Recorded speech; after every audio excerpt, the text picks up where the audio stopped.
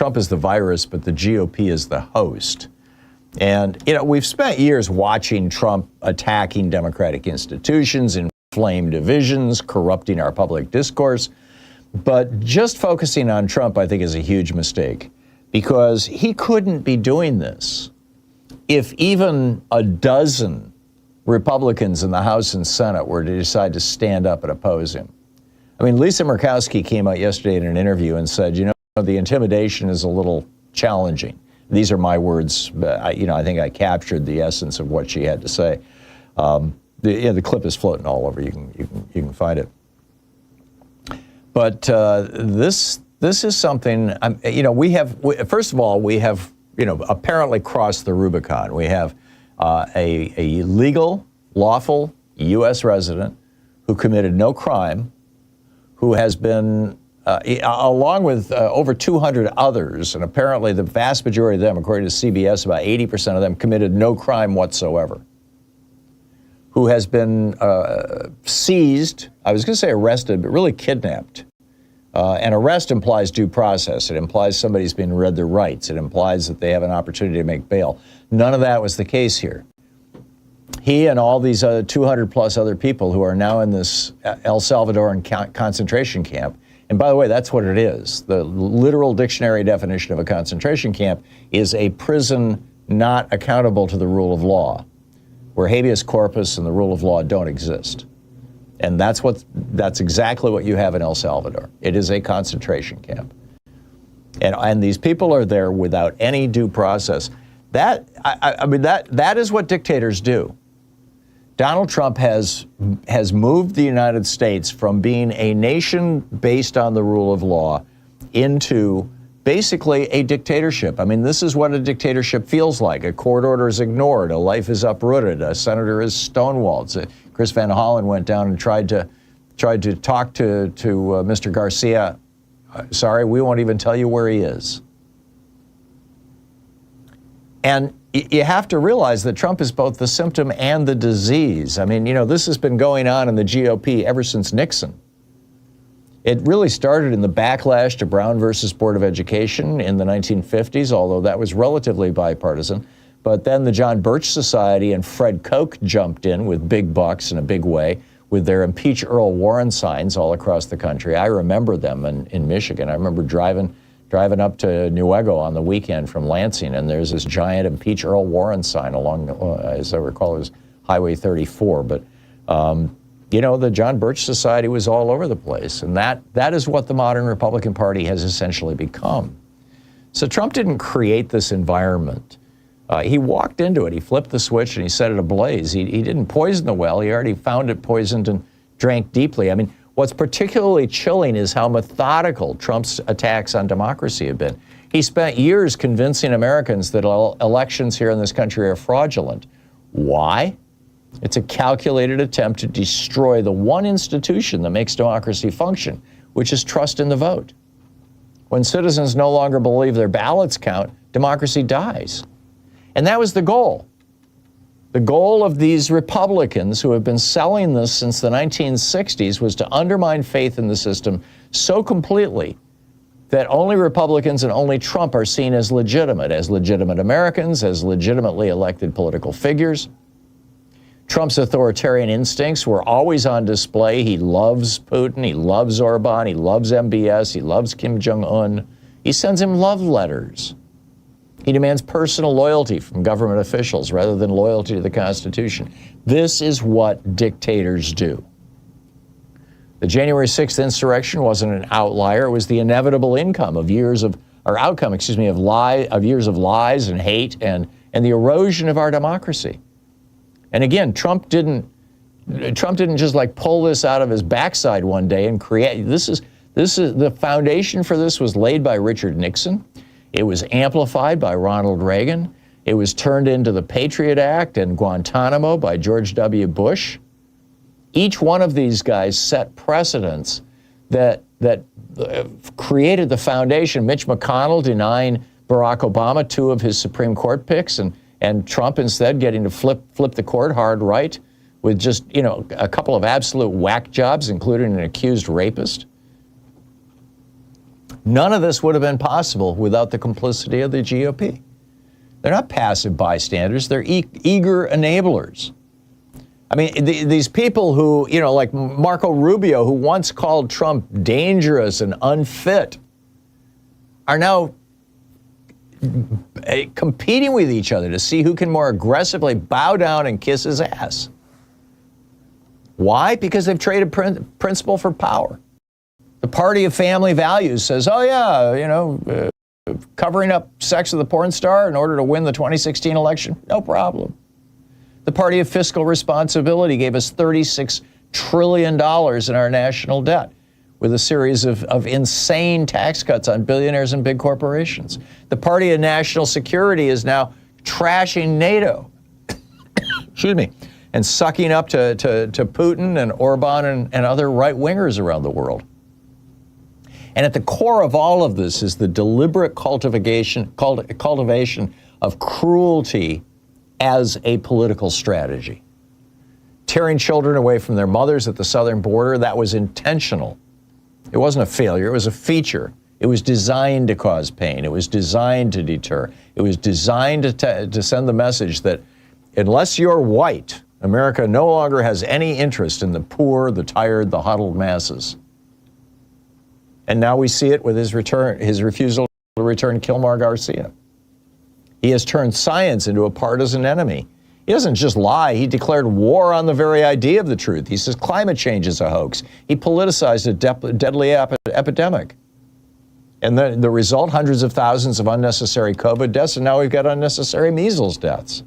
And that's the point, to destroy our shared reality, because then you can more easily overthrow democracy. He didn't just inherit America's divisions, he weaponized them. He didn't unify urban and rural, rich and poor, black and white. He pitted them against each other for personal gain. Rage, like with Rupert Murdoch, rage is his currency. Fear is his strategy. When people are busy hating each other, he knows they won't notice who's robbing them blind. And of course, it's him and his billionaire buddies. Marjorie Taylor Greene tasing, having her security people tase people who dare question her at a town hall. This is the new normal. This is the perfect reflection of Donald Trump. In addition to bringing you the Thom Hartmann Program here on Free Speech TV and Video Media Online, we also have a whole set of ways you can interact with us and tools you can use to spread the word about the importance of democracy and the threats to it in our republic. First, there's your daily homework. Sue Nethercutt puts together a daily email newsletter that has a link to every story I discuss on the air, so you can find my sources and you can share them with your friends. It's free and you can sign up at thomhartmann.com. Second, I publish my daily take every day over at the hartmannreport.com website. That's also free if you want the daily 5 days a week rant in your inbox. No ads either. Third, we have the podcasts. There's the free 1-hour version of our daily show that's advertising supported. You can find that wherever you get your podcasts normally.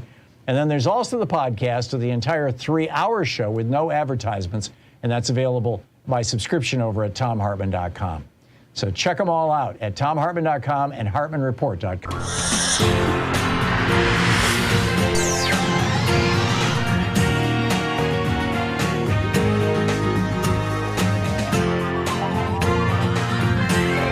We say fight back!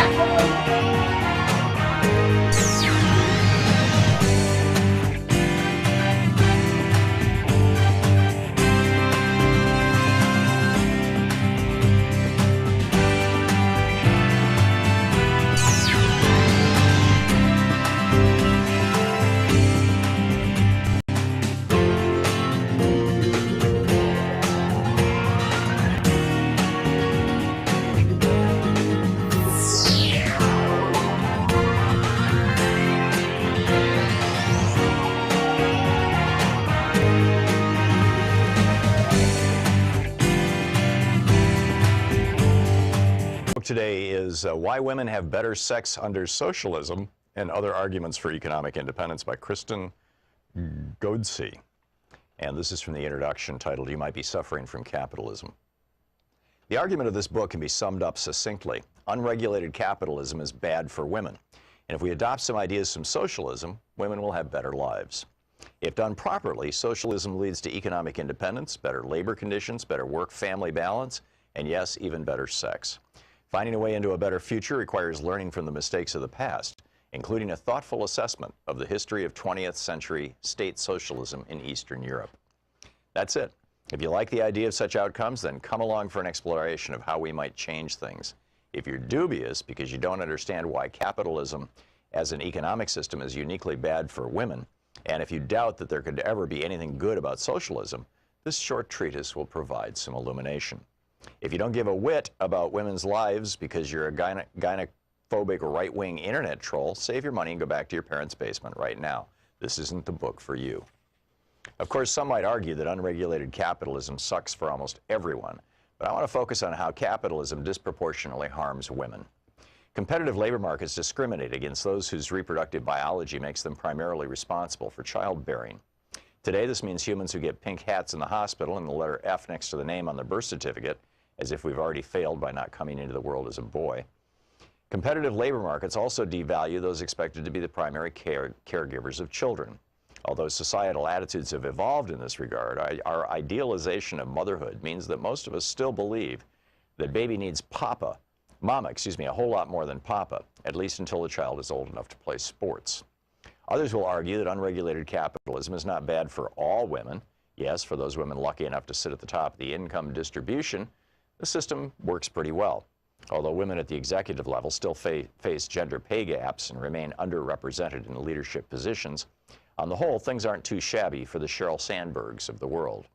Of course, sexual harassment still hinders progress, even for those at the top, and too many women believe that if you want to run with the big dogs, you may have to suck it up and ignore the groping and unwanted advances. And race plays an important role as well. White women do a lot better in aggregate than do women of color.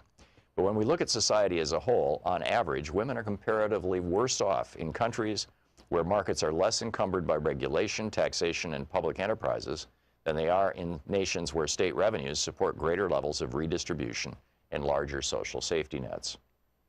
Choose your data source, and you find the same story. Unemployment and poverty plague women with children.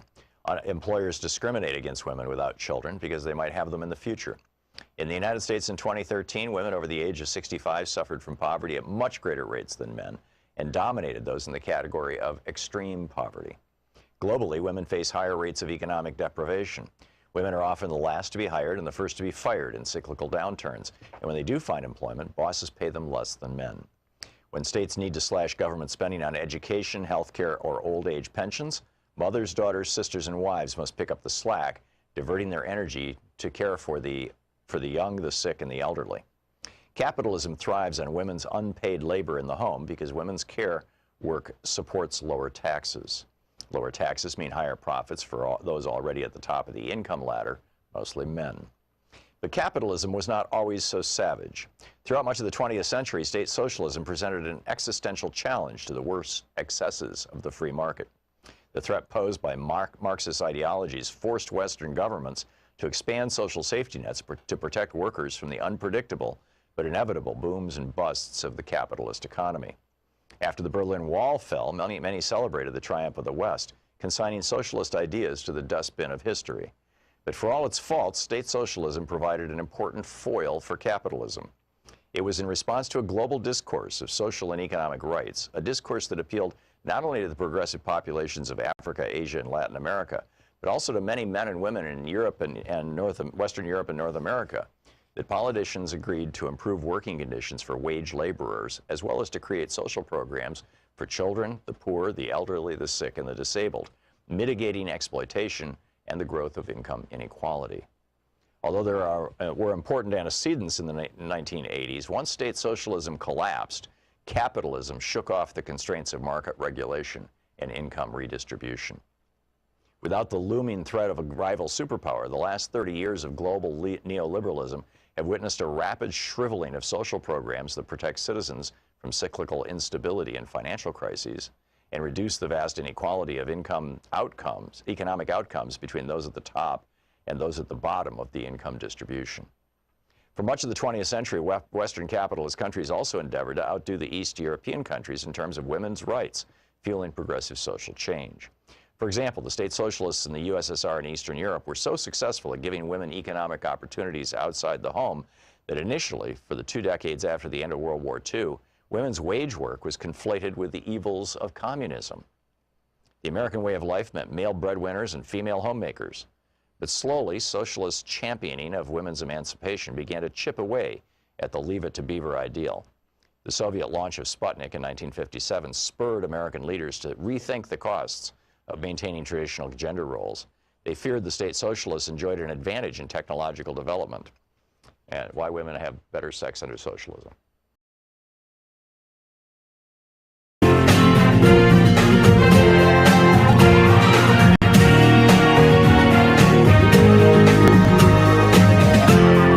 This is the Thom Hartmann Program. Hey, happy Friday, TGIF, Shabbat Shalom, Juma Mubarak, happy Good Friday. I believe it's the last day of Passover as well, and Sunday, of course, is Easter, or as they used to call it, Ichthar, the day that I believe it was the Greeks used to worship the goddess of fertility by sacrificing bunnies and eating eggs. So, it's a sacred weekend, it's a great weekend, and the weather is really nice here, which means that probably nice weather's on its way to you. It was raining like crazy here a week ago, and we just heard that it's snowing in Denver. So it's like we always get it before the rest of y'all get it. So anyhow, we got a lot to talk about today. Could corruption be Trump's fatal flaw? I mean, this is what nearly took down Putin. I'll tell you about that in a minute. Also, a news summary here in the first hour. By the way, it's just you and me, these 3 hours. It's Anything Goes Friday, whatever you want to talk about. Are we abandoning Ukraine? Has Donald Trump gotten bored? Also, 5 million people may lose Medicaid. And J.D. Vance is saying, sure, United Kingdom, we're happy to work out a trade deal with you if you'll just allow people to call queer people names and engage in hate crimes. No problem. Just do that. And if you're a Trump buddy, you may be able to get out of IRS audits. Speaking of corruption. In the second hour of our program, Idaho gave families $50 million for private schools and pulled $30 million out of public schools. Say what? And can Trump really fire the Fed chair, Jerome Powell? Here's what to know about that. I'll fill you in with that in the second hour. And a Geeky Science. Why the position you sleep in could shorten your life. And in our third hour, when a New York Times columnist, a longtime conservative Republican, calls for a national civic uprising to defeat Trump and Trumpism, complete with rallies and strikes, I think it's safe to say that the GOP has a problem. So we'll get there. But, my op-ed for the day, my daily take here, published over at HartmannReport.com, where you can read it for free, is titled, Will Trump's Corruption Be the Fatal Flaw That Even MAGA Can't Defend? And I start the piece out by pointing out that if you want to take down Trump, one of the most effective ways would be to paint him with the brush of corruption. And, I know this firsthand. I mean, the one of the defining characteristics of banana republics and dictatorships alike, and they tend to overlap a lot and often are the same thing, is that they are corrupt. Their governments are corrupt. Their people are corrupt. I've seen this over and over and over again. I for over a decade, I did international relief work with an international charity based out of Germany. And, we were on the border of Darfur during that mass slaughter. I was in Uganda during the famine that followed the civil war there. I worked in deeply impoverished rural Russia. I've worked in Southeast Asia. I was in Colombia, where I met men who were in a hunt club where they'd go out on the weekends with high-powered rifles to shoot feral children. I've seen it all. I've had babies die in my arms. We took over a leper colony in India, a community for a blind child. I've been there. And the one thing that I keep finding in every one of these really poor or countries, frankly, run by dictators, is that they're corrupt. I mean, I had a meeting with the Haitian minister, the de la santé publique et de la population. Forgive my terrible French, but he's the equivalent of our HHS secretary, about our organization building a facility for orphans there. And his first request within 10 minutes of sitting down with me was for a $15,000 bribe. We turned it down, by the way. The guy running the office in the Ugandan embassy to Kenya, I keep coming back day after day. Finally, on the third day, he made it clear I was not going to get my visa until I gave him a bribe. When I was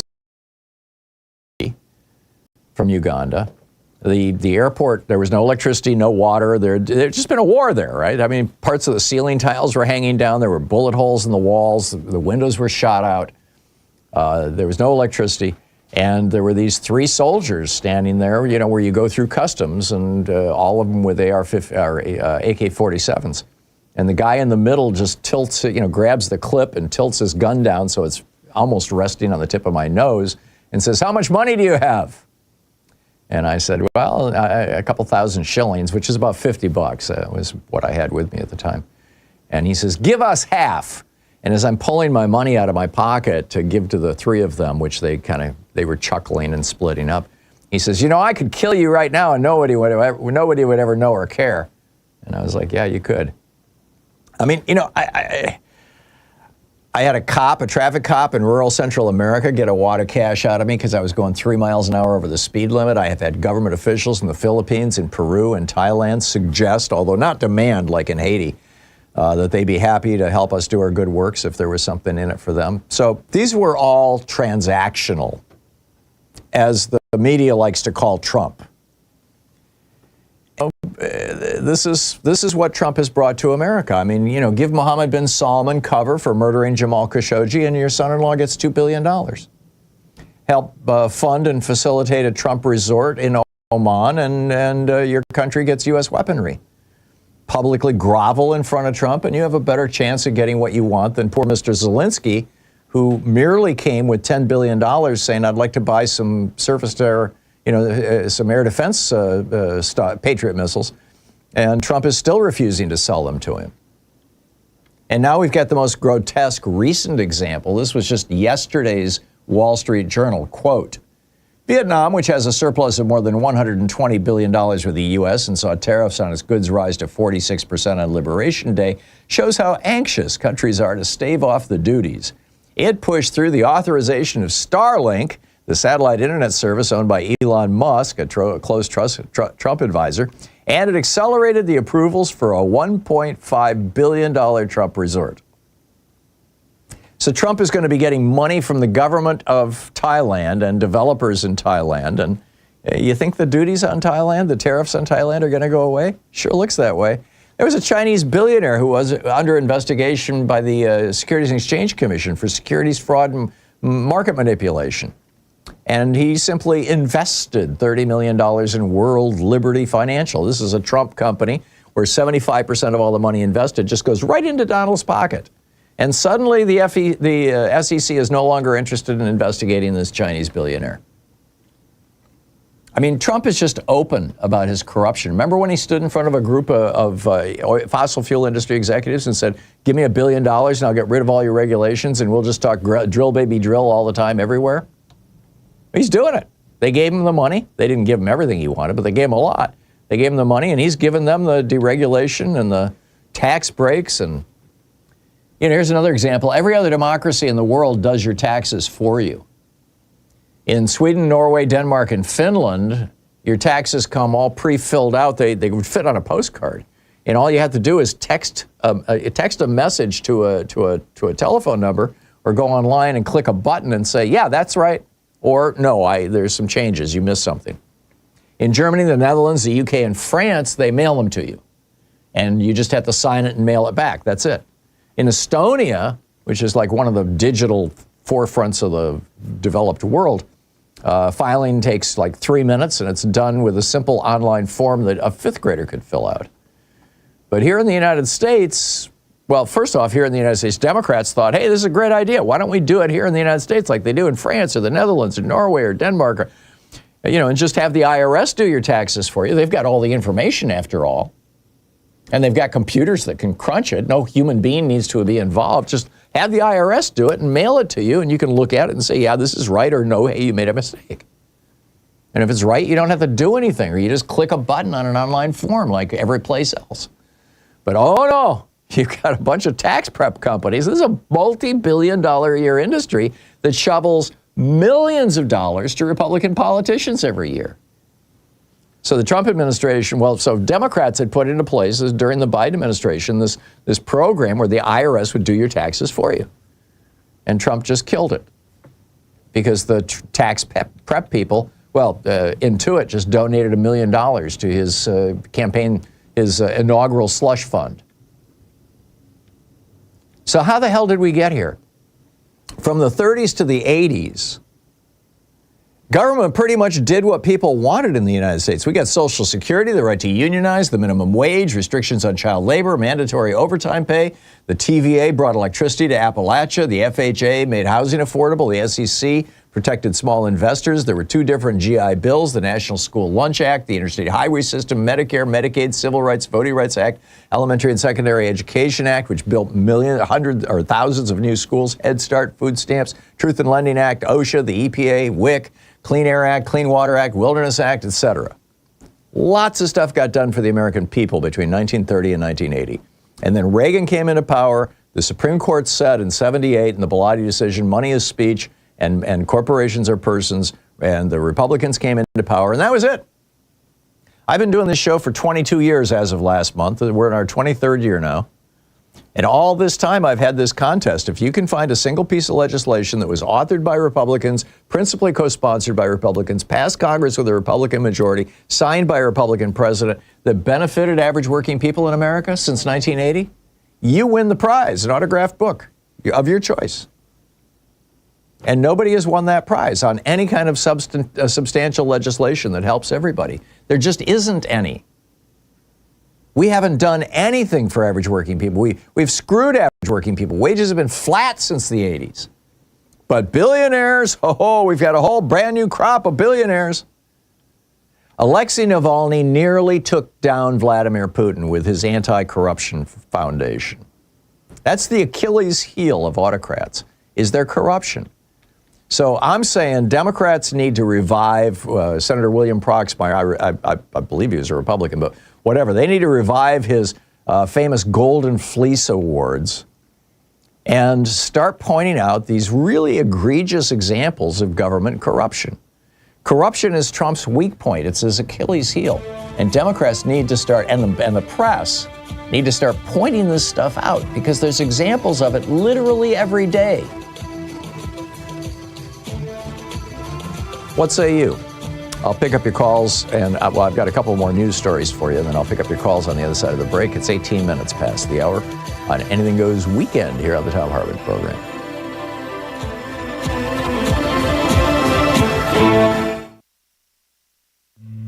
This is the Thom Hartmann Program. Speaking the truth, J.D. Vance and Donald Trump and Elon Musk would really rather you didn't know all about. I'll be right back with you.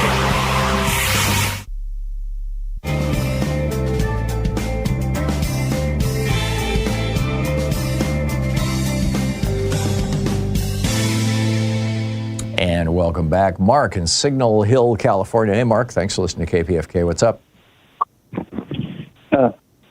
I went to the Bernie thing on Saturday, and it was a good turnout, and I got a pretty good eye. 36,000 people, that's a damn good turnout. Yeah? I said 36,000 people is damn good turnout. Anyway, keep going, Mark. But by my estimate, I'm pretty good at these things. I was getting over 100,000 because I count 10, and then I look for a square of 100 people, and that's 10,000 people. Mm-hmm. I think it was grossly underestimated. I'll put it that way. Afterwards, I went and sat down at Philippe's and next to a lieutenant of the L.A. police, and he said, yeah, our helicopter estimated about 36,000 people. I said, what time of day? And he seemed to indicate it was early. Yeah. But I just don't think. But it was sort of funny because 3 of those SpaceX rockets were launched right over that area. We see the trails all the time down here, right over the heavily populated areas. And I'm just waiting for one to explode 8 seconds after launch, and the take out a small city. Fires will look like nothing. Yeah, interesting.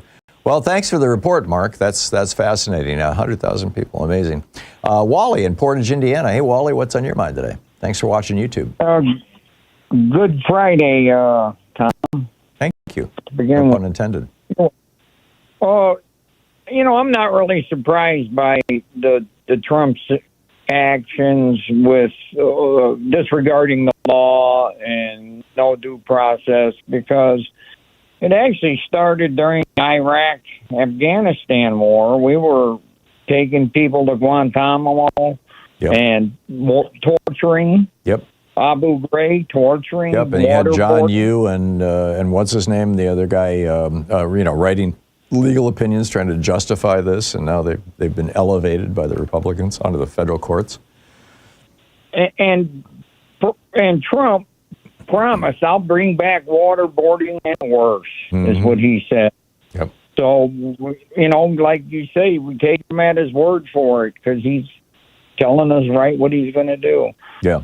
It's shocking to me that this is the state that this country's in. It's shocking. I'm confused. It's not shocking it's surprising to me how quickly they've moved, although I shouldn't have been surprised. Project 2025 has been around for 4 years, and they've had plenty of time to get ready, and they obviously were. But what doesn't surprise me is that we are where we are.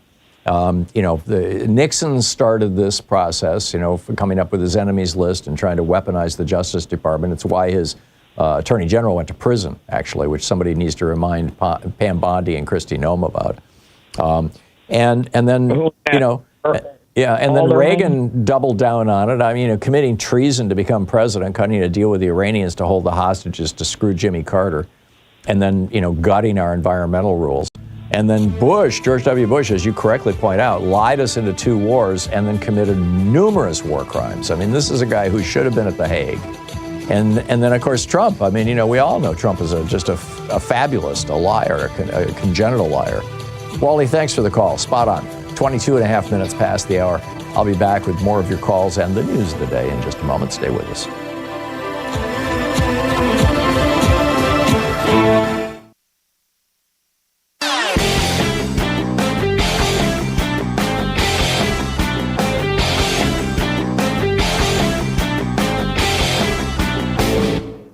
Missed my opening rant today? It's usually published over at HartmannReport.com, where you can read it and share it with your friends for free. Check it out, HartmannReport.com. So between his tax cuts and crashing the debt ceiling and shifting billions of Treasury dollars into crypto and tariffs and all this other stuff, Trump is threatening to crash our economy. And he doesn't seem to be particularly worried about that. Why would that be? Well, first off, economic disasters are great excuses to cut taxes. Both Reagan and George W. Bush used recessions as their excuse to stimulate the economy by cutting trillions from the taxes of billionaires. Secondly, economic crises increase the tolerance for strongman governments. Hitler rode to power in Europe based on the Great Depression. And third, billionaires make a fortune when there's a market crash, because they can buy all the stock that average people are trying to unload from their 401ks to pay the damn rent. There's a whole article about this that lays the whole thing out over at HartmannReport.com. It's titled Crashing the Economy, Trump's Blueprint for Power and Profit. Check it out.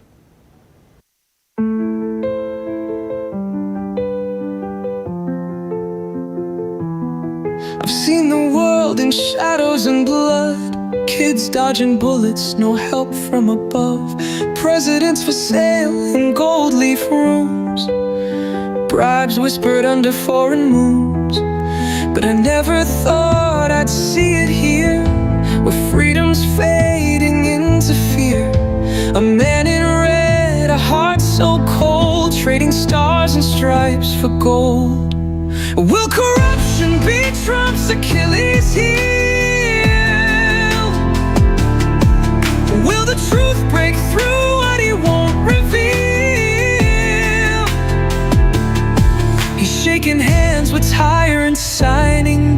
but how long till the people feel that we've been conned, we've been used, sold out for power and Fox News? Will corruption be the end that's real? And will it be his Achilles heel? He'll build a tower, he'll drop a ban if there's a payoff in the plan. From Khashoggi's blood to Starlink skies, every move a pack of lies. He's loud like thunder, full of pride, but can't outrun the truth inside. The house he built is made of sin, and every grift lets rot creep in. Will corruption be Trump's Achilles Welcome back, 26 minutes past the hour. So Marco Rubio now says within a couple of days, the United States is going to fully take Russia's position and just say, you know, we're out of here. Ukraine, you're on your own. Good luck. You work it out with Mr. Putin. Apparently, Trump is bored with this whole thing. Zelensky actually signed this agreement that the United States had proposed, which in part would freeze, would give Russia much of the land they've already stolen. But Russia wants the whole country. They are not going to do this deal. Trump should have figured this out early on. But this is just an absolute betrayal of Ukraine. And more importantly, it's a betrayal of democracy. But that's the way that the Trump guys roll. They don't give a damn. They don't give a rat's ass about democracy. In fact, they ridicule democracy. They love the dictators. Oh, Mohammed bin Salman, let's have the Live Golf Tour. Yes, he'll give us money. We'll overlook his murdering Jamal Khashoggi. It's all good. Just keep those billions coming. My son-in-law got $2 billion. My Treasury Secretary got $1 billion. We don't know how much they're giving Donald Trump, but we know it's a pile of money, and it's a complete violation of the Emoluments Clause of the Constitution, but Trump doesn't care. He's corrupt. You're listening to the Thom Hartmann Program. Call 202-808-9925. 5 million could lose their Medicaid under this proposal the Republicans are pushing through. Now it's going to the Senate. I'll tell you about that and pick up your calls on this article.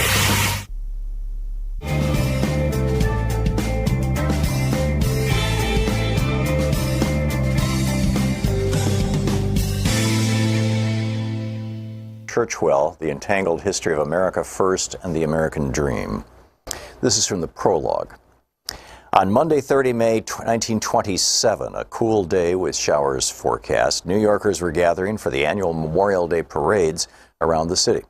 It was only 9 years since the end of the European War, into which America had been so reluctantly drawn, and Europe had suddenly become closer than ever before. Precisely 10 days earlier, Charles Lindbergh had completed the first solo flight across the Atlantic in the spirit of St. Louis, and no one had yet stopped celebrating. Front pages around the country reported that Lucky Lindy had been mobbed in London, greeted by rapturous crowds of 150,000. Few Americans were talking about much else than the newest national hero, but in New York that day, different kinds of mobs were about to gather. Around 8 a.m., a group of Italian immigrants living in the Bronx set out for the elevated train on their way to Manhattan to join the parade. But they were not going to honor the American soldiers who had died in the service of their country. They were supporters of Mussolini, planning to join 400 American fascists who were marching in Manhattan's Memorial Day parade as part of the official fascist movement in the United States.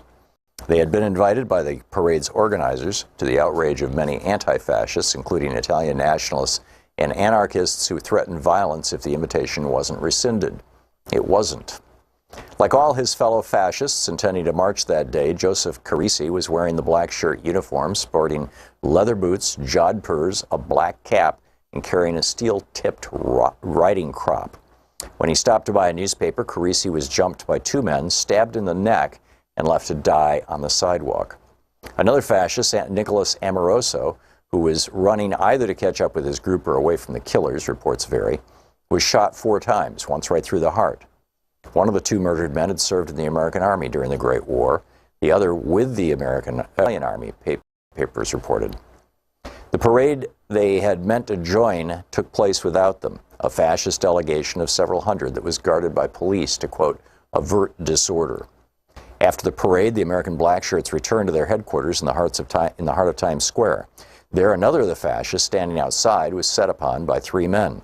He defended himself with his riding crop as his fellow black shirts charged out, brandishing clubs and whips, chasing the assailant through the theater traffic in Times Square, who fled as the black-shirted mob tore through the traffic. 100 fascists, reported the New York Times, rushed the attackers. A melee ensued that was quickly dispersed by the police.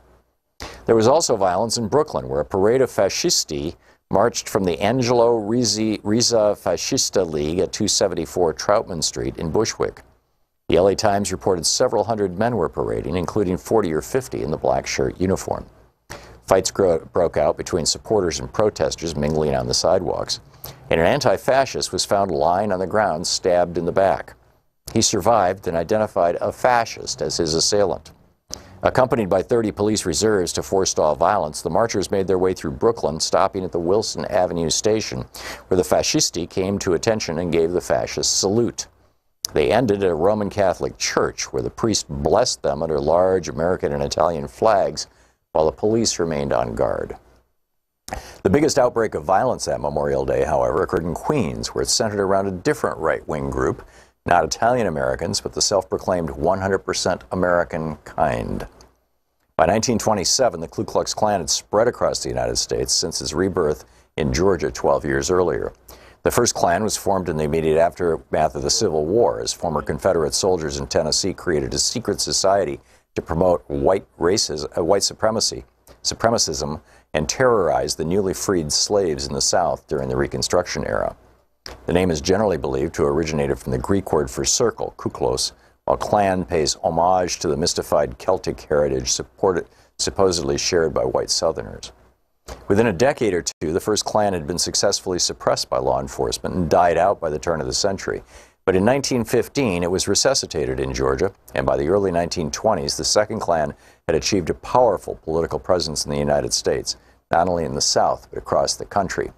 I would add this is because of 1915, the movie Birth of a Nation came out.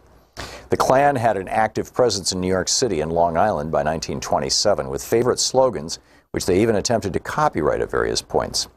That year, the Klan was calling attention to the fact that it first announced the program of 100% Americanism and of America First. They were not, in fact, the first to adopt these mottos, as this book will show. In 1927, both phrases had been around for a decade or more. But as far as the Klan busily copywriting hate was concerned, America First belonged to them. And on Memorial Day in Queens, 1,000 or so of them had gathered to march, many in white robes and hoods. They were accompanied by 400 women from the so-called Clavana, the feminine branch of the Klan. Some of the reported 20,000 spectators in Queens that day objected to the Klan's presence, as others defended their right to march. Scuffles broke out, and it turned into a riot. Women fought women, and spectators fought the policemen and the Klansmen as their desire dictated, said a newspaper. Klan banners were shredded, and 5 of their number were arrested, said initial reports, while a few others were caught up in the confusion as well. The book, Behold America, Sarah Churchwell.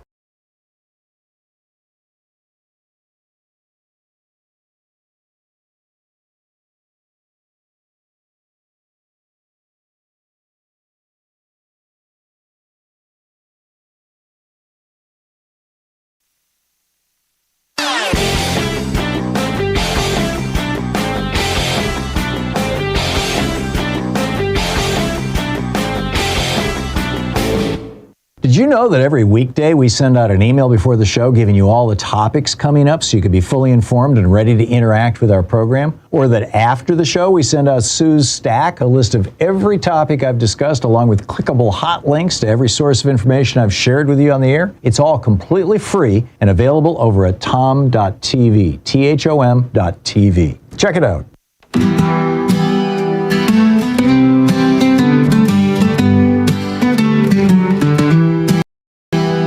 There's a man at the top counting dollar signs, wait in line, crossing battle lines, claims denied, lives put on the shelf, profit over people, justifying wealth. In a world where healing's priced and sold, human lives are a story untold. But what's the cost, what's the price we pay when the system steals our hope away. Health denied for the sake of greed, broken hearts and a world that bleeds. We need care, but they turn their back. Profits rise while compassion lacks. Welcome back. 35 minutes past the hour. 5 million people, speaking of compassion, could lose their Medicaid coverage under these Republican proposals. Basically, what they want to do, apparently, they're trying to come up with $800 billion so that they can reduce taxes on billionaires by that amount. And in order to do that, they've got to screw low-income people. Now, Medicaid funds something like 85% of all the elderly people in nursing homes in America. And so, hey, if you can't work, then you can't, obviously, you can't, in a nursing home, you can't work, right? Well, maybe you could get a job, I don't know, washing the toilets or something, I suppose. But this is how the Republicans figure they're going to do this. And then the rest of Medicaid, the other big bucket of Medicaid is money that goes to low-income families who are working, who are already working. But what they want to do is they want to put a work requirement on Medicaid so that if you don't work, you simply are no longer eligible, period. And not only that, they want to make the work requirement onerous. They want to make it so that every month or every couple months, you've got to physically come into the local office and demonstrate, show your pay stubs, all that kind of stuff. Basically just make people jump through so many hoops that they just give up in exhaustion. I mean, after all, it's just healthcare insurance, right? I'm healthy, why bother? And then somebody gets sick and they're screwed. But this is just how, what scum these people are. I mean, just how little they care for average people in their desperate search for money that they can use to reduce taxes on billionaires. Meanwhile, England wants to, or the United Kingdom wants to cut a trade deal with the United States. And J.D. Vance says, yeah, sure, we're happy to do that. The only problem is you've got a law in the UK that makes it a crime to publicly threaten or harass queer people or black people. And that's not acceptable to us. We want you to do away with your hate speech laws. Now, if you think I'm exaggerating or just making this stuff up, no, this is from Yahoo News. The United States is reportedly telling the UK to repeal its hate speech protections for LGBTQ plus people and other minorities in order to secure a trade deal. J.D. Vance is demanding that the British government roll back laws against hateful comments, roll back laws against abuse targeting queer groups, and roll back as a condition of any deal between the nations. The source said that the vice president, quote, is obsessed by the fall of Western civilization. In other words, the rightful rule of white men, straight white men. And in fact, this is what J.D. Vance said when he was in Munich, Germany, a couple of months ago. He said, liberalism and immigration are the most surefire way to destroy democracy. The threat that I worry about most vis-a-vis Europe is not Russia, it's not China. What I worry about is the threat from within, the retreat of Europe from some of its most fundamental values. So if we do away with England's law that says that you can't engage in hate speech, and you can't discriminate against minorities, and you can't hate on them, and you can't harass them, if we do away with that law, then what? We're preserving Western civilization? Apparently. And finally, speaking of corruption, as I said, I think this is the wedge that we could use to separate Trump from his base, is his corruption. Mike Lindell, for example, he lost a bunch of money. He's got a warehouse full of ivermectin or one of those weird substances that was supposed to cure COVID. And it doesn't cure COVID, and nobody ever bought the stuff from him. And so he's trying to take a write-off on his taxes. But he wants to take the write-off in a year when he had profits, back years ago. He wants to apply it retroactively rather than take the write-off in the year in which it happened, which was 2022. This is a verbatim quote. He said, they want me to take that deduction in 2022, but I didn't have big gains then. I wanted big gains. Well, gee, Mike, I've got some deductions I'd love to take against previous years when I had a lot more income than now. But that's not how it works. But the Trump administration, the assistant Treasury Secretary says, yeah, we'll consider that. We're going to probably pull the IRS audit of Mike Lindell. So when you're a friend of Donald Trump, the law doesn't apply to you, which is how it works, as I said, in third world countries all over the world. So what's on your mind? Sue in Belmont, Michigan. Hey, Sue, what's up? Hi, I've got a bunch of ideas for the rallies tomorrow. Okay. For signs. Mm-hmm. And, some of them were ideas that I got from you, and some of them are some I've heard. One of them, one sign can say, End Citizens United. Another one can say, Impeach the fascists. Another one, the morbidly rich don't need bigger tax breaks. Bring Garcia and other innocent imported persons home. Hands off our democracy. Impeach dictators who do not follow the rule of law. Impeach the liar-in-chief. And Social Security is not a Ponzi scheme. I love it. That's a great list, Sue. That's a great list. Well done. And, give us a shout next week and let us know how it worked out over the weekend, okay? I probably won't use them all, but I thought as long as I'm waiting for my call, I might as well put a few other ideas down. Right now what's on my heart is Garcia and other people, and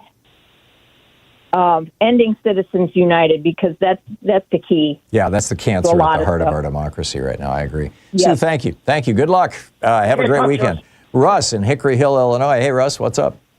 What's up, Tom? Tom, I hate to inform you.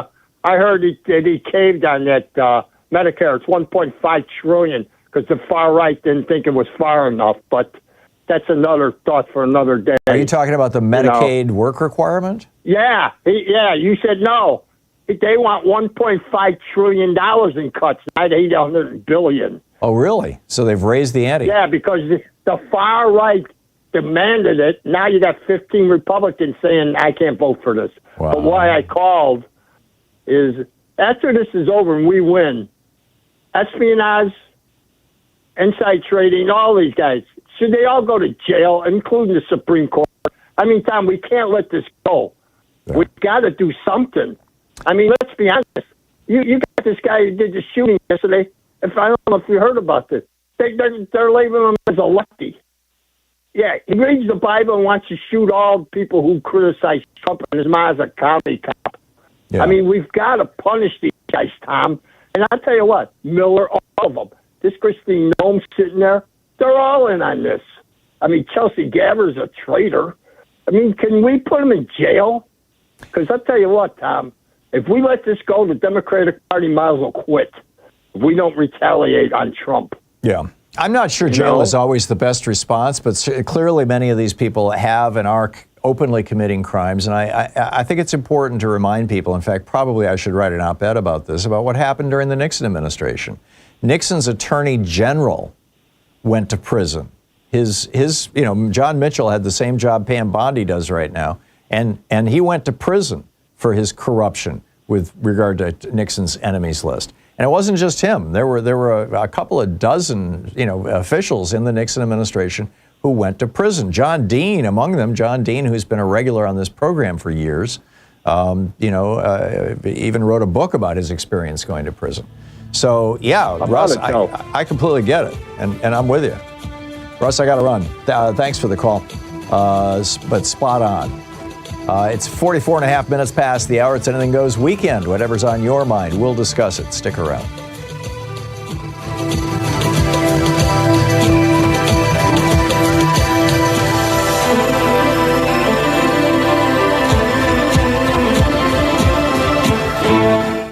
You're listening to Thom Hartmann. Visit ThomHartmann.com for audio and video archives. It's talk media for the sane among us. Stick around. We'll be right back.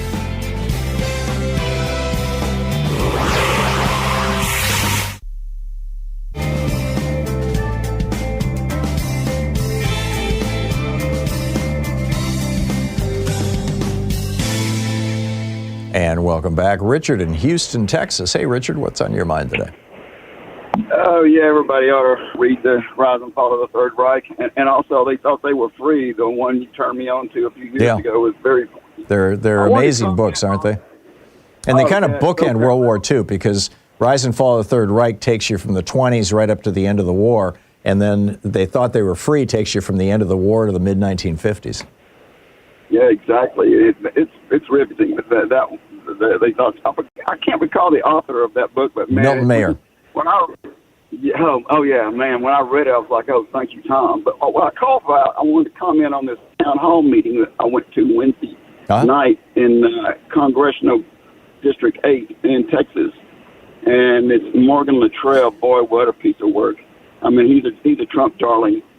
What's amazing about these people is they know they're lying and it's wrong, but they're lying to these people that don't know that it's. So this was a Republican who held a town hall? I'm impressed. Yes, sir. Yeah.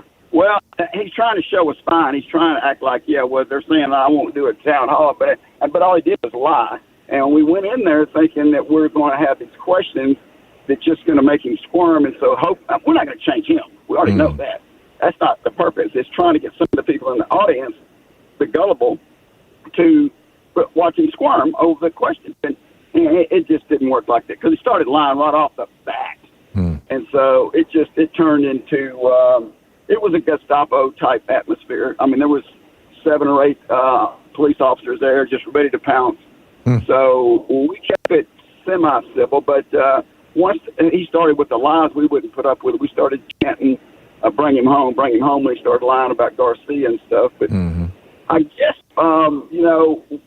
you can get over ignorance. The ignorant is just not knowing. And stupid is just refusing to get over it. It's stupid is just refusing to be informed enough to where you're not ignorant of an issue. I'm ignorant about a lot of things. Yeah. But I wanted listen, I went to the big protest at the City Hall in Houston April 5th, and there was like 5,000 people. I had a big old giant 4-foot by 8-foot sign, like a piece of plywood, and I made it like a tripod. It's very professional.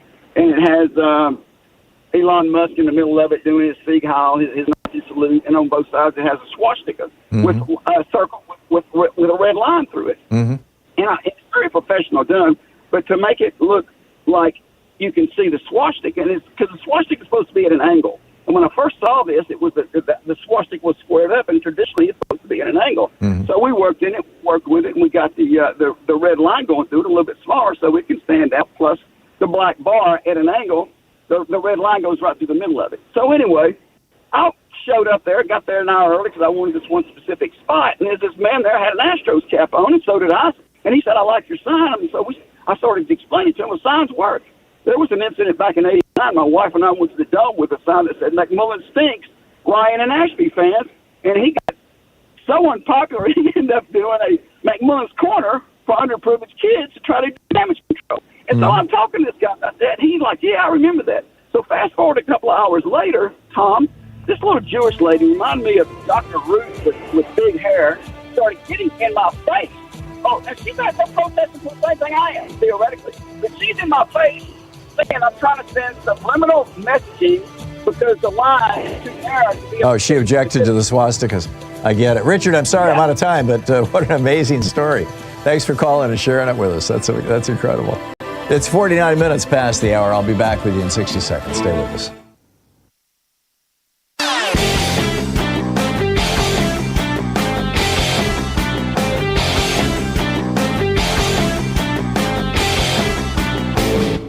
Our daily song is now available on Spotify, Apple Music, Amazon Music, YouTube Music, Pandora, Tidal, Deezer, iHeartRadio, and a whole bunch of other platforms. Just look for songs by Louise and Thom Hartmann. Check it out. You know, other countries enjoy benefits like free health care in college, modern mass transit, affordable housing, food, and drugs. They also have inexpensive internet and phone service without companies listening and selling their information. Schools that don't need to mention school shooters. Streets and parks filled with pedestrians and children instead of tents and homeless people. We, on the other hand, have the world's largest collection of billionaires. Most Americans probably didn't realize this was the choice they were making back in the election of 1980 when Reagan and Bush promised morning in America. But here we are. We have been just basically sold out to the billionaires by all these years of Republican, well, Reaganomics. What do we do about it? Well, there's a lot we can do about it, and it starts with getting politically active. There's a great op-ed about this over at HartmannReport.com. It's titled, America Chose Wealth Over Well-Being. Check it out. April's chill cuts through the air. Neo-Nazis gather unaware, or maybe proud of what they do. Cake and hate dressed red, white, blue. In Georgia's hills, a swastika cake, a grim reminder of what's at stake. In prison yards, blood stains the floor, a birthday wish that calls for war. Trump's Hitler birthday gift is power without law, a slow and deadly drift that breaks the nation's core. If we don't rise and see the rift, we'll lose the rights we're fighting for. Yep, Hitler's birthday, 2 days from today. That's the day that Donald Trump is ostensibly going to decide whether or not to declare a state of insurrection in the United States and suspend habeas corpus and our civil rights. So probably not the day he's going to do it, but it's the day he gets the report, or is supposed to get the report, from Nazi Barbie, Pam Bondi, and from, drunken, we got to come up with a name for him, drunken something, Pete Hegseth. So anyhow, what's on your mind? Sandy in Athens, Ohio. Hey, Sandy, what's up? Hey, Tom. Always a pleasure to speak with you. Back at you, Sandy. Well, we saw Elizabeth Warren the other night, and she was saying that, the one thing that we can focus on is telling our congresspeople, our senators, to declare that there is no state of emergency. Right. And if they do that, then Trumpy's ability to impose tariffs would be stripped, and he wouldn't be able to use the Alien Sedition Act. That's right. When we were at our protest a week and a half ago, or 2 weeks ago almost, and, every sign was different, and there's so many different causes. I mean, Social Security, OSHA, climate change, deportation, Gaza, and if corruption, if we could all focus on trying to scream one message that end the state of emergency, that would thwart a lot of things that Trumpy is trying to do. That's an excellent point, and he's got multiple states of emergency. By the way, he has turned the entire southern border of the United States over to the United States Army for the first time in our history. So it's no longer, civilian border patrol. It's no longer CBP. It's now the Army that's patrolling it. That's the result of a state of emergency. Otherwise, it wouldn't be legal. He's claiming his deportations under a state of emergency. He's claiming his tariffs under a state of emergency. So yeah, you and Elizabeth Warren are absolutely right. Sandy, thank you for that. Jessica in Chicago. Hey, Jessica, what's up? Hi, Tom. Happy Easter to you and your family this weekend. You too. Thank you. If appropriate. And one of my posters, the third impeach Trump, the third time's the charm. I like it. That's great. Yes. And I have a stack of posters to pass out, and I've made a row of chickens for the GOP, and don't let the clown destroy our country anymore. And I do agree, maybe I will add, there's no, somewhere in there I'll put, there's no state of emergency for his army. Yeah. Yeah.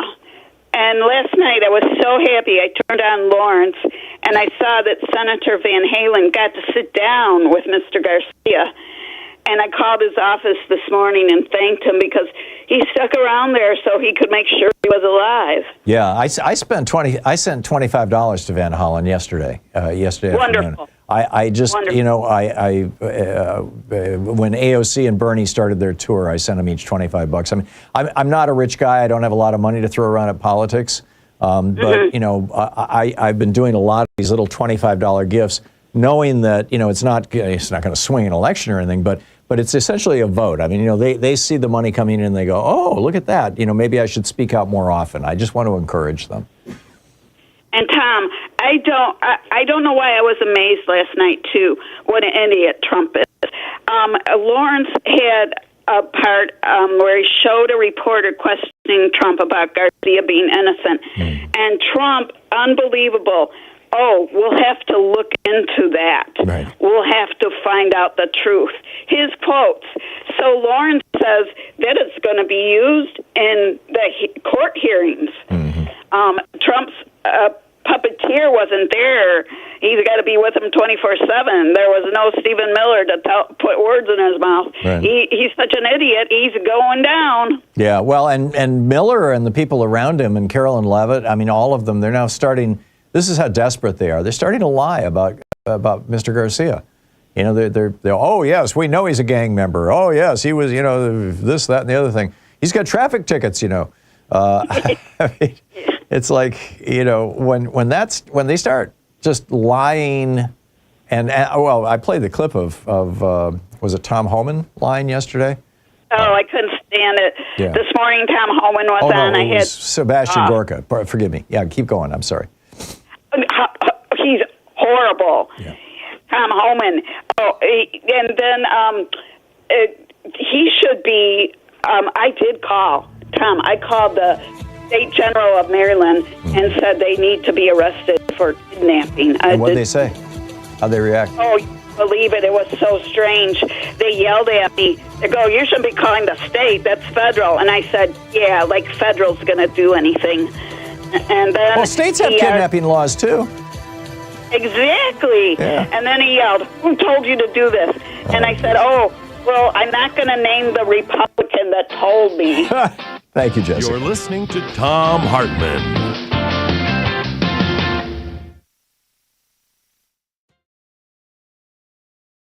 In addition to bringing you the Thom Hartmann Program here on Free Speech TV and Video Media Online, we also have a whole set of ways you can interact with us and tools you can use to spread the word about the importance of democracy and the threats to it in our republic. First, there's your daily homework.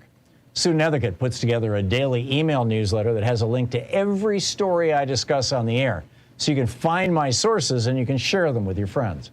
It's free and you can sign up at thomhartmann.com. Second, I publish my daily take every day over at the hartmannreport.com website. That's also free if you want the daily 5 days a week rant in your inbox. No ads either.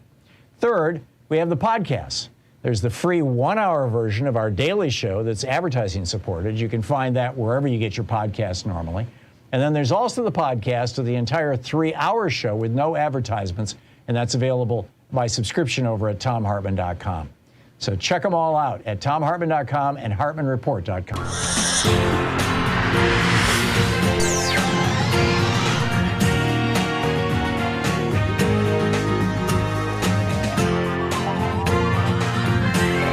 We say fight back!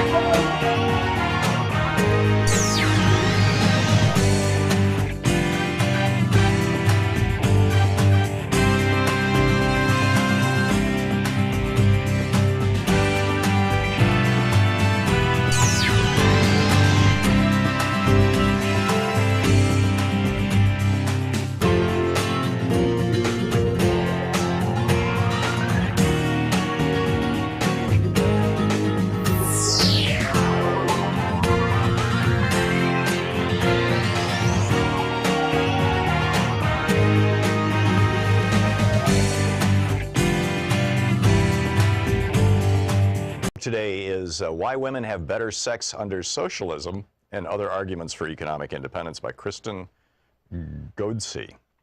And this is from the introduction titled, You Might Be Suffering from Capitalism. The argument of this book can be summed up succinctly. Unregulated capitalism is bad for women. And if we adopt some ideas from socialism, women will have better lives. If done properly, socialism leads to economic independence, better labor conditions, better work-family balance, and yes, even better sex. Finding a way into a better future requires learning from the mistakes of the past, including a thoughtful assessment of the history of 20th century state socialism in Eastern Europe. That's it. If you like the idea of such outcomes, then come along for an exploration of how we might change things. If you're dubious because you don't understand why capitalism as an economic system is uniquely bad for women, and if you doubt that there could ever be anything good about socialism, this short treatise will provide some illumination. If you don't give a whit about women's lives because you're a gynophobic right-wing internet troll, save your money and go back to your parents' basement right now. This isn't the book for you. Of course, some might argue that unregulated capitalism sucks for almost everyone, but I want to focus on how capitalism disproportionately harms women. Competitive labor markets discriminate against those whose reproductive biology makes them primarily responsible for childbearing. Today, this means humans who get pink hats in the hospital and the letter F next to the name on the birth certificate, as if we've already failed by not coming into the world as a boy. Competitive labor markets also devalue those expected to be the primary caregivers of children. Although societal attitudes have evolved in this regard, our idealization of motherhood means that most of us still believe that baby needs mama, a whole lot more than papa, at least until the child is old enough to play sports. Others will argue that unregulated capitalism is not bad for all women. Yes, for those women lucky enough to sit at the top of the income distribution, the system works pretty well.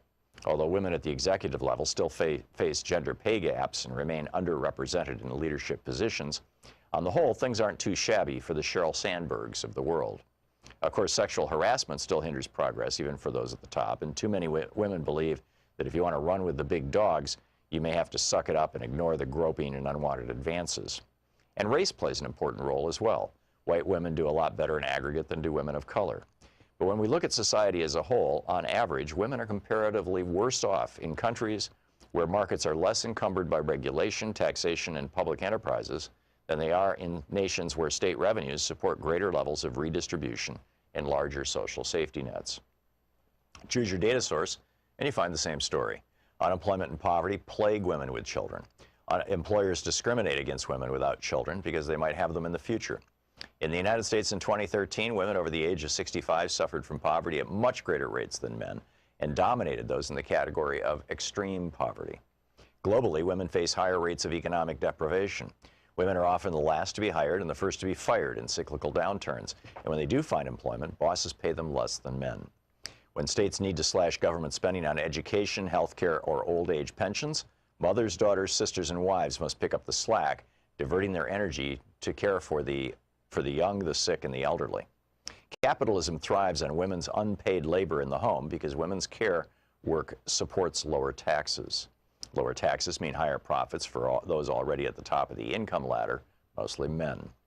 But capitalism was not always so savage. Throughout much of the 20th century, state socialism presented an existential challenge to the worst excesses of the free market. The threat posed by Marxist ideologies forced Western governments to expand social safety nets to protect workers from the unpredictable but inevitable booms and busts of the capitalist economy. After the Berlin Wall fell, many celebrated the triumph of the West, consigning socialist ideas to the dustbin of history. But for all its faults, state socialism provided an important foil for capitalism.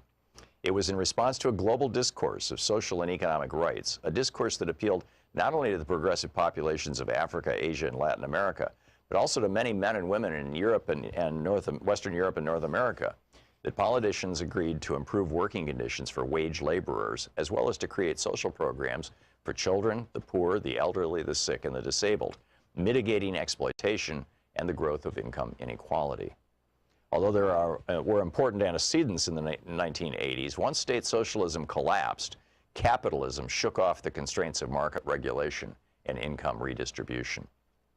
Without the looming threat of a rival superpower, the last 30 years of global neoliberalism have witnessed a rapid shriveling of social programs that protect citizens from cyclical instability and financial crises, and reduce the vast inequality of economic outcomes between those at the top and those at the bottom of the income distribution.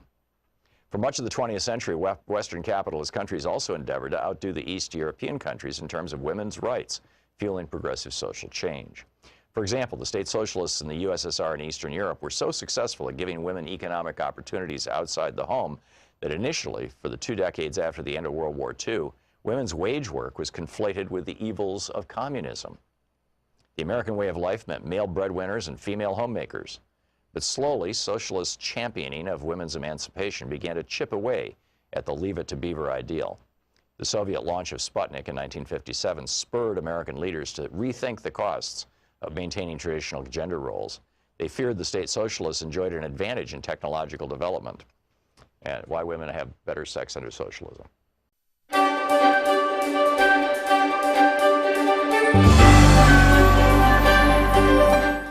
Today we're reading from Behold America by Sarah Churchwell, The Entangled History of America First and the American Dream. This is from the prologue. On Monday, 30 May 1927, a cool day with showers forecast, New Yorkers were gathering for the annual Memorial Day parades.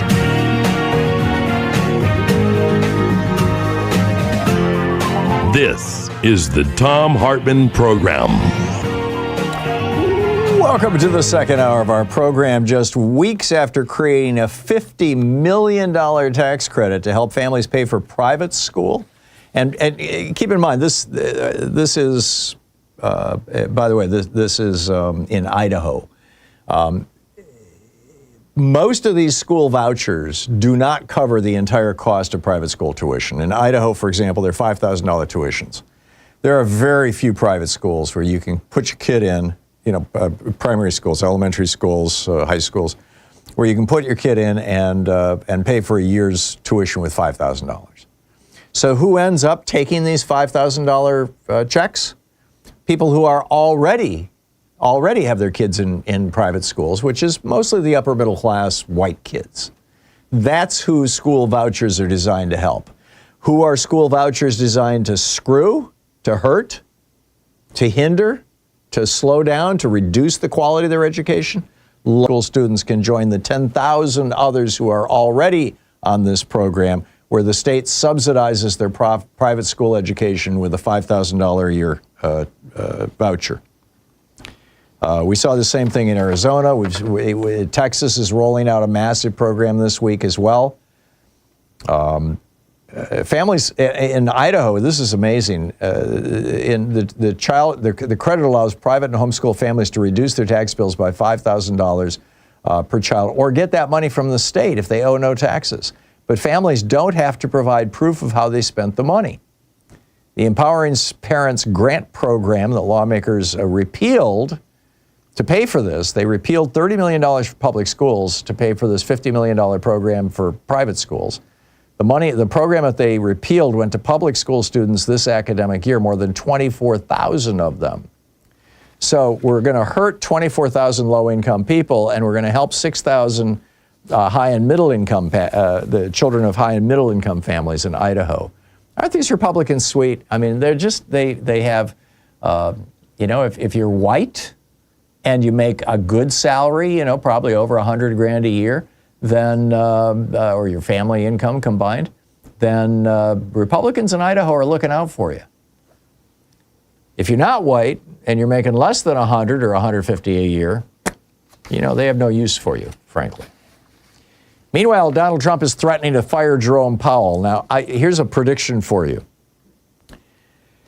Powell's term expires in May of next year, 1 year from, a couple weeks from now.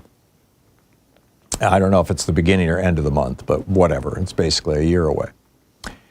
And Trump wants to replace him with a toady. I doubt that Trump, right at this moment, is willing to risk making the markets go absolutely nuts when they've already lost, 6, 8, 9% of their value just from his stupid little trade tariff wars.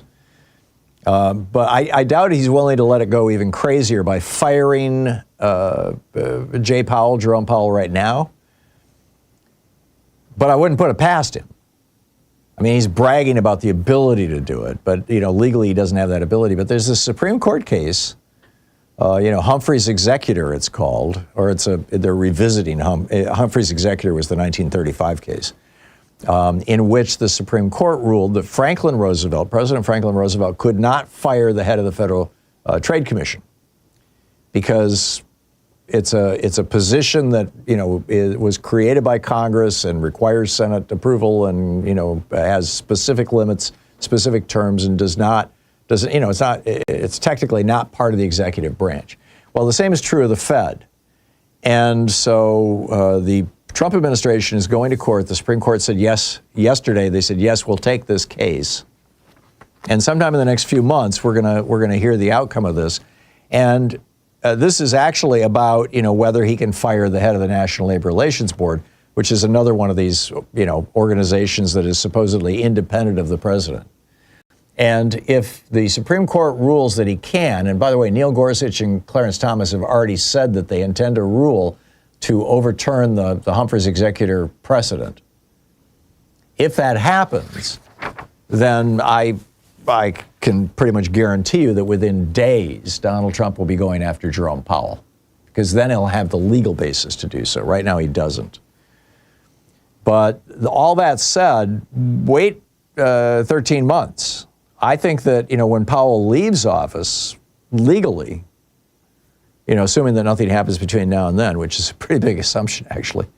But I think that when Powell leaves office, Trump is going to try and replace him with another, you know, kind of an ass kisser, you know, somebody like Kristi Noem or Pam Bondi or Pete Hegseth, or, you know, one of these, little Marco Rubio, somebody who just will do whatever he says no matter what. You know, Trump says, bow down. Yes, sir. How far? Oh, down enough to kiss my shoes. Yes, sir. Yes, sir. Am I licking your shoes fast enough? No, you could do it faster. I mean, you know, he's going to find somebody like that.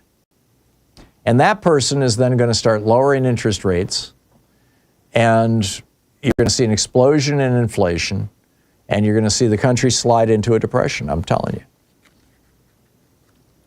So, and finally, for this hour, a Geeky Science. This is absolutely fascinating. This is an article by Nick Harding over at The Telegraph. Why Your Sleeping Position is Shortening Your Life is the rather provocative headline. And they go through basically the three sleeping positions: sleeping on your side, sleeping on your back, sleeping on your stomach. They note that one of the most common contributing factors to problems with sleep is a sedentary lifestyle. So no matter how you sleep, the number one thing that you can do to improve your sleep is go out and walk for a mile or two every single day. And I can tell you, I've been doing this for years and years and years, and they're, you know, just you know, a 45-minute walk is 3 miles, and half-hour walk, 2 miles. I mean, just do it. If you know, assuming you can, and if you can't, if you can ride a bicycle, if you can use an exercise machine, if you can just, you know, sit there with a 5-pound barbell, you know, do something to get your heart going, right? So number one. Number two, side sleeping. This is the most common position. If you suffer from acid reflux or GERD or other gut problems, they say you should sleep on your left side because the stomach is lower than your esophagus that way. On the other hand, if you have a heart condition, you should sleep on your right side to alleviate pressure on your heart, which can cause changes in the heart's electrical activity. Also, during sleep, the brain's glymphatic system washes waste toxins away from the brain. There's evidence that suggests this process works better when we sleep on our right side. Side sleeping, they note, can also cause wrinkles and breast sagging because the skin on the face can get pressed against bedding and gravity can pull breast tissue and stretch skin. To mitigate some of the problems associated with side sleeping, they recommend using a thick pillow to align your head and neck with your spine and place another pillow between your knees. With back sleeping, one of the most common health problems is sleep apnea, which disrupts the continuity and quality of sleep. And one way to reduce that is to sleep in an elevated position. Another is to put a pillow under your knees to straighten out your spine. Front sleeping can be a problem for your neck and back because your head is, you know, tipped over. It does reduce snoring, though. But it can also arch your spine, and it can contribute to wrinkles in your face and even changes in the position of your teeth in your mouth over time. So, FYI, everything you ever wanted to know about sleeping, right? All right, enough of the geeky science, enough of the politics. What's on your mind today? It's Anything Goes Friday or Anything Goes weekend. We can talk about, you know, anything from flying saucers to the Fed. So, What is troubling, concerning, or exciting and enthusing you? I'll pick up your calls right after the break.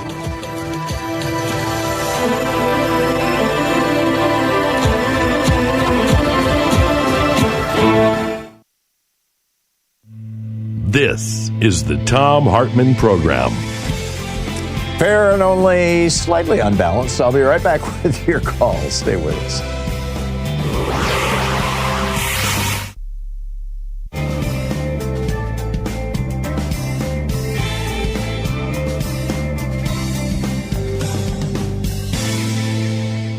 And welcome back, Mark in Long Beach, California. Hey, Mark, what's up? Good morning, Tom. Do you remember me? I'm the Alan Lichtman Jr. who predicted all 50 states about a month ago when I called you. Indeed. What's up? Yes. Hey, Tom, I got 2 quick points and then one question I'm dying to ask you. A day or 2 ago, can you hear me okay? Yeah. A day or 2 ago, you mentioned about Obama in regards to Crimea, a big mistake. And on an interview on television, former President Clinton said that his biggest regret in a law that he agreed upon was when he asked Ukraine to give up its nuclear arsenal back in '94. He That's said that correct. was Yeah, the Budapest mistake. Memorandum. Yeah. Yes. Now, here's my big question to you. And by the way, Putin is lucky that Harry Truman is not the president. You bet. Okay, here's my question to you. And it's a question that you would probably never think you would admit, but there's a 20% chance you might.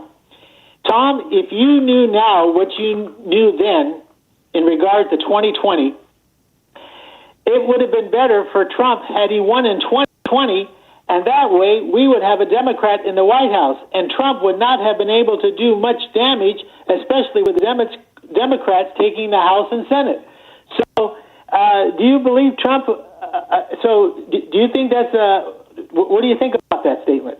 Well, I think it's possible to game out, hypothetical scenarios pretty much any way you want. I'm more interested, Mark, in dealing with what we have right now. Yeah. And one last question. Do you believe Trump when he says, had he been reelected in 2020, Putin would have never invaded Ukraine? And I sure wish you had asked Phil Littner that question, because I wonder how Phil would answer it. No, I don't believe Trump in that. Putin was planning for that thing. It took him a while to get there. He had to soften up Ukraine. He had his propaganda operations. He had his little green men going into Donbass and whatnot. I mean, this was a long-term project of Putin's. So no, and in fact, I think if Trump had been president when that either the Crimean invasion or this invasion, I think Trump would have just sat back and said, "Go for it," and it would have been a far worse situation than it was. So there you go. Mark, thanks for the call. David in Tulsa, Oklahoma. Hey, David, what's up? Hey, I'm going to tie in with that Truman real quick. Once a government is committed to the principle of silencing the voice of opposition, it is only one way to go, and that is down the path of increasingly repressive measures until it becomes a source of terror to all its citizens and creates a country where everyone lives in fear. Wow, That's Harry Truman? That's Harry Truman.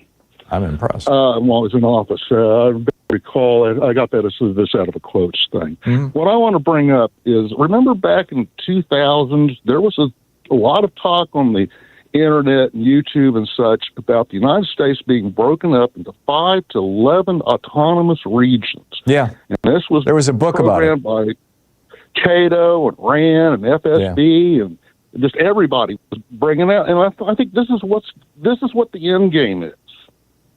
Could be. It's even more so. Could be. I mean, you see some of these states kind of moving in their own direction. Idaho, in particular, trying to become like independent. No, I'm in the Oklahoma region. Yeah, I'm in the Oklahoma region, so I see what's consolidation around here.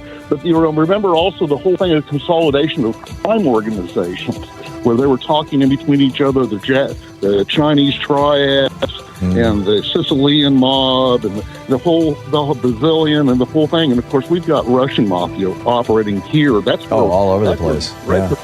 Yeah, it's going to be interesting to see, David. David, thanks for the call. Almost 20 minutes past the hour. Stay with us.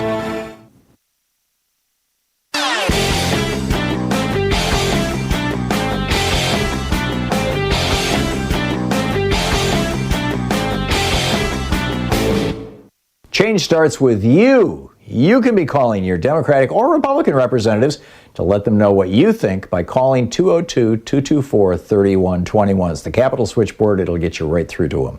So what do we call the really, really mind-bogglingly rich? You know, at the founding of the Republic, they were referred to as speculators or moneyed interest or aristocrats.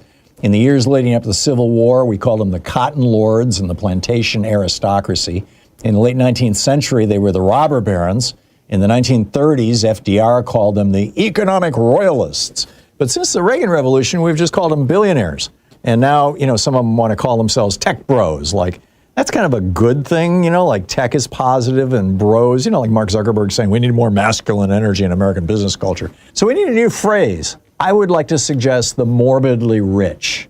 Morbidly suggests unhealthy. And the vast riches that some of these people have is unhealthy to our democracy, particularly since 5 Republicans on the Supreme Court said that morbidly rich people can buy politicians. And it's unhealthy for them, too. So morbidly rich. There's an op-ed over at HartmannReport.com all about it. Check it out.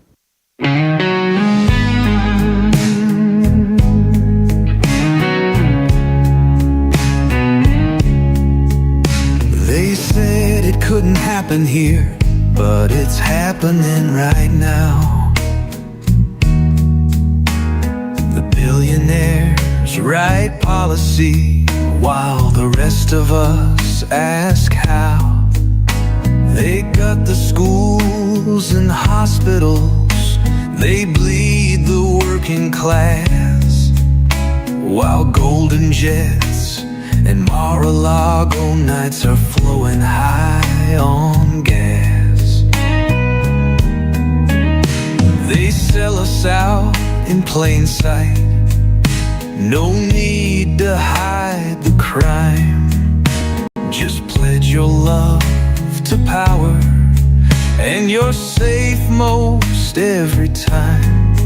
Regulations bought and sold like favors in the dark, and truth is just a whisper in a cage without a spark.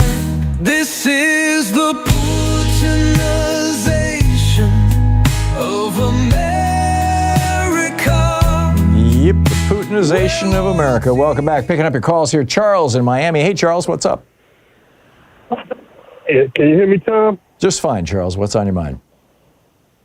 Oh, man, I've been trying to get to you a couple months, whether you believe it or not, but I just think you have so many people calling you now. But I love your show. Since 2003. I think of you more, not like a teacher anymore. I consider you like an older brother. Well, thank you, Charles. It's an honor. You know? Oh, man. Oh, it's an honor for me every day.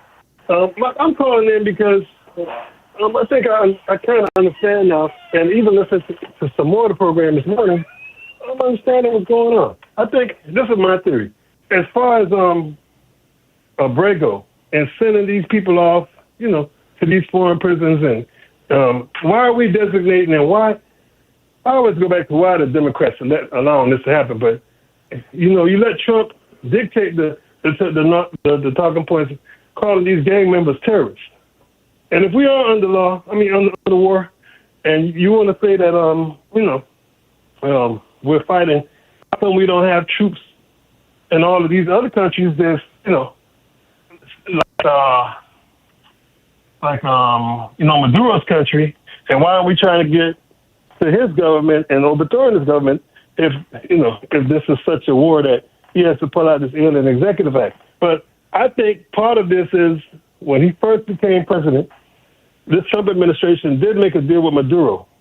And the way that he hates people that dissent, and you can tell, of course, by what Marco Rubio is doing to these students that have these visas, I think Trump has made deals with dictatorships across the world that said, if you have dissenters that's in this country, we're going to ship them back to you. Or we're going to send them to the Supermax prison. Yeah. And what I heard the other day, what made my blood crawl, what got me to thinking, well, I was right all along, was someone was explaining these camps to you, and I think he was saying that there were mass graves outside of that big camp in El Salvador. Yeah. And I just felt like, you know, that's what he's doing. And also now that, you know, they're also tried to go into a school in L.A. I know the school superintendent because he was superintendent here in Miami, Carvalho, before he went to L.A.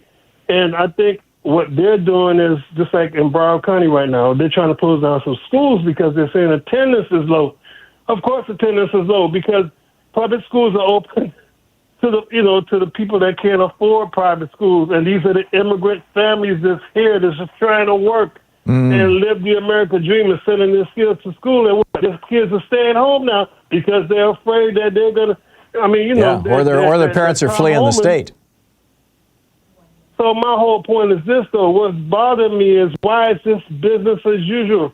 The American people, we have their attention. I don't think it is business as usual, Charles. There's going to be 500,000, 1 million people in the streets tomorrow. No. We got to get rid of Chuck Schumer. We need to stop working the Senate. We need to stop working the House right now. Thom Hartmann and his type need to be brought to justice. And what I mean by justice is they need to see a prison cell. What Trump has done is kidnapping. This is a bigger scandal than what the Democrats, are making out of it. I agree. And all I'm trying to say is sometimes you can look back and say, how did this happen to this country? How did that happen to this country? Well, it's not just the Republicans. The Republicans are a lockstep. Yeah. If you think you're going to change any senator or Republican from going against Trump, I think you're crazy because you're not catching the game. They're a lockstep. In fact, they're cheering Donald Trump. You heard what Lisa Murkowski said yesterday? She said we're all basically terrified of Trump. I mean, she just came right out and said it. Charles, I'm out of time here. I got to move along. But thanks for the call. It's always nice hearing from you. I appreciate your kind words. 27 minutes past the hour. Excuse me. It's the Thom Hartmann Program, the place where smart people get their news. It's Anything Goes Weekend. Back with your calls on whatever's on your mind right after this. You're listening to the Thom Hartmann Program. Call 202-808-9925. It's the place where we dare to ask, is Walmart a person? And we dare to say, no, not a chance. Come on, the Supreme Court got that one wrong, too.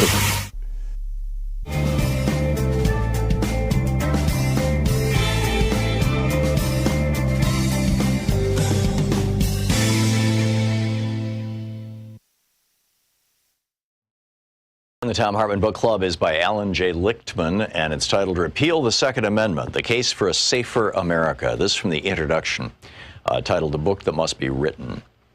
On April 28, 1996, 28-year-old Martin Bryant stopped at an inn near his home of Newtown in Tasmania, Australia, and shot to death its two owners. He then drove to the former penal colony and tourist attraction of Port Arthur, where he lunched at a cafe. After eating, Bryant pulled from his sports bag a semi-automatic rifle with a 30-round magazine that he had legally purchased through a newspaper ad. With no provocation, he began firing at patrons in the cafe and its gift shop. Before the police stopped his shooting spree, Bryant had murdered 35 and wounded 18 others. His motive remains unknown. There were people everywhere, bodies, said witness Lynn Beavis. I thought at the time, being a nurse, I've seen dead people, I've seen blood, I've seen things like this, but what I saw in there, nobody but perhaps a soldier would know what that was like. The leadership of a shocked nation responded to the Port Arthur massacre, not with thoughts and prayers, but with decisive action. The country's conservative-led government rebuffed their gun lobby and its American ally, the NRA, to adopt comprehensive national gun controls.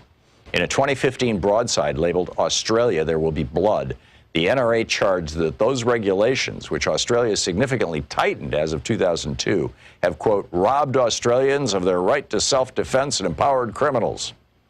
If the NRA was right, America, with its lax control over firearms for alleged self-defense, should be one of the world's safest countries, certainly far safer than Australia, where criminals presumably evade gun controls to prey on defenseless, law-abiding citizens.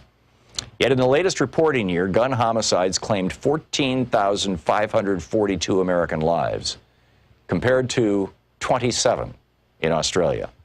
And all homicides took 19,510 American lives, compared to 222 in Australia. Since the NRA issued its warning, firearm homicides have declined in Australia, while soaring by 3,534 in the U.S. An American is now over 30 times more likely per capita than an Australian to be murdered by a gun. and 7 times more likely to be murdered by any means. If we had rates comparable today to Australia's, some 14,000 American lives would have been saved from firearm homicides in 2017 alone. By the gun lobby's twisted logic, Japan, which has one of the world's strictest gun control laws, should be drenched in innocent blood. Yet out of a population of 127 million, shooters in Japan murdered only 3 persons and injured only 5 in firearm assaults throughout 2017. Australia and Japan are not outliers. As compared to residents of our closest peer democracies in the G7 group of nations plus Australia, an American in 2017 was over 20 times more likely to die from a gun homicide. The gun lobby would have you forget that gun deaths are not limited to murders. In 2017, 23,854 Americans died from gun suicides, 64% more than were killed in firearm homicides. As compared to the peer nations, the 2017 per capita rate of firearm suicides in the United States was 7 times higher, while the rate of suicides by other means was 40% lower. These other democracies all have strict firearm regulations. None has a constitutional right to keep or bear arms, a distinction the United States shares worldwide only with Guatemala, whose gun murder rate is the 3rd highest of some 195 nations worldwide. Why has America lagged behind the democratic world in protecting its citizens from needless death and injury? The culprit is not spending by the NRA on campaigns and lobbying, which other pressure groups exceeded. The real problem is that which gun control advocates fear to name, the Second Amendment. Led by the NRA, the gun lobby exploits a historically defective, perverse reinvention of this amendment to inspire their grassroots supporters, sell guns, and provide constitutional cover for their opposition to making us safer by regulating firearms. The competing movement for gun control has floundered in response to the gun lobby's triumphant marketing of the Second Amendment. Gun control advocates have righteous zeal and noble motives, but lack a winning strategy. Instead of forthrightly refuting the lobby's bogus claims, the gun control movement has instead fallen into the trap of lamely insisting, "Oh, we support the Second Amendment, but we also support responsible gun control." With such a self-defeating strategy, the movement can never win. It plays on the gun lobby's home turf and fails to rally the American majority that favors stricter firearms regulations. It provokes only scorn from a gun lobby that dismisses yes but assurances as rank hypocrisy, and it ignores the clear history and the true meaning of the Second Amendment itself. The movement for gun control must strike hard with a new strategy. Repeal of the Second Amendment is not only right, but realistic. It would break open the political logjam and open a path for the comprehensive national gun control and safety measures that have eluded the American people for so long. None of these measures would confiscate firearms or stop Americans from using guns for hunting, sport shooting, antique collecting, or legitimate self-defense. A well-regulated militia being necessary to the security of the free state, the right of the people to keep and bear arms shall not be infringed. These form the Second Amendment. The book Repeal the Second Amendment by Alan J. Lichtman.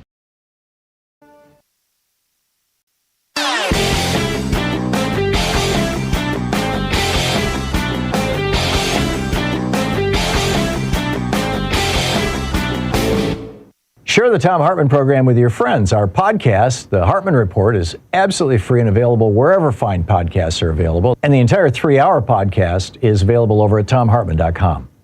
From Los Angeles to Columbia, South Carolina, from Birmingham, Alabama to Baltimore, universal basic income programs are chalking up proof after proof of their viability. Basically just giving people, low-income people, poor people, somewhere between $500 and $1,500 a month, no strings attached, is lifting people out of poverty, getting them back on track, getting them into solid middle-class jobs, helping their children tremendously. This works. Now, we don't have to do UBI in the United States. We're the only developed country in the world that doesn't have a national health care program. Health expenses are whacking a lot of low-income people. We're the only developed country in the world that doesn't have free college education. Education expenses are whacking people. There's a lot we could do. We can subsidize housing. We can subsidize food. We do that with food stamps. We could expand it. There's a lot we could do to benefit from this. There's a whole report about that over at hartmanreport.com. Check it out.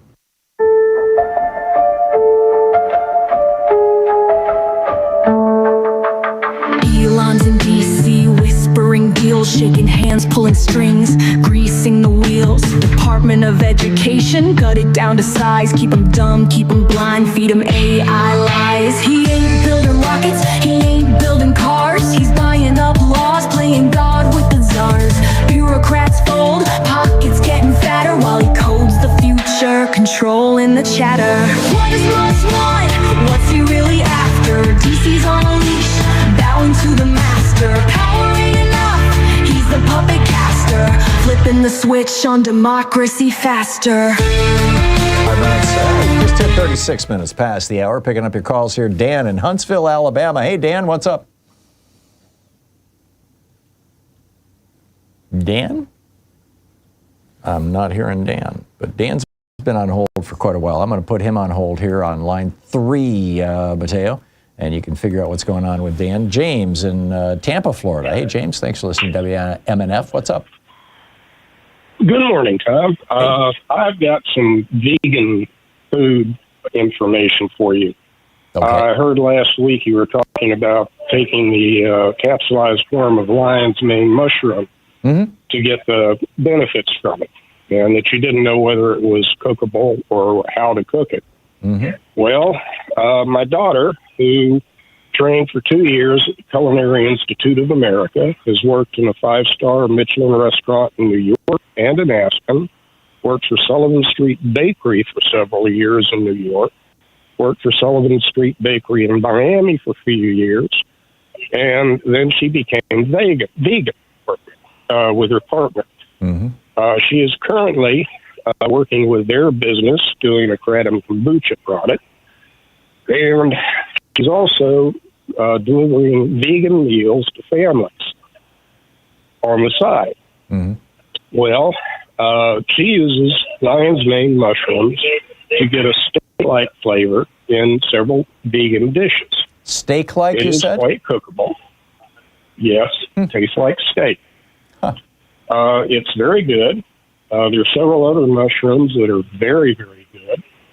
And if you would be interested in learning how to create meals that taste like good old home cooking, even vegan, I can give you her name and number. If you'd prefer, I can give you that off air. No, that's okay, James. Louise has been cooking vegan food for 50 years for us, and all 3 of our kids were raised vegetarian. After I mentioned that, a bunch of people sent me lion's mane mushroom recipes. We're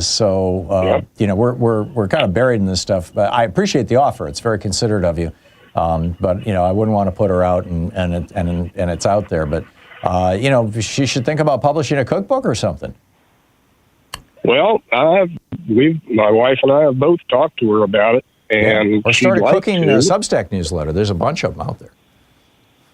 Well, she's also asking us for home recipes that we've cooked over the years that are not vegan, that she's converting to vegan. Yeah.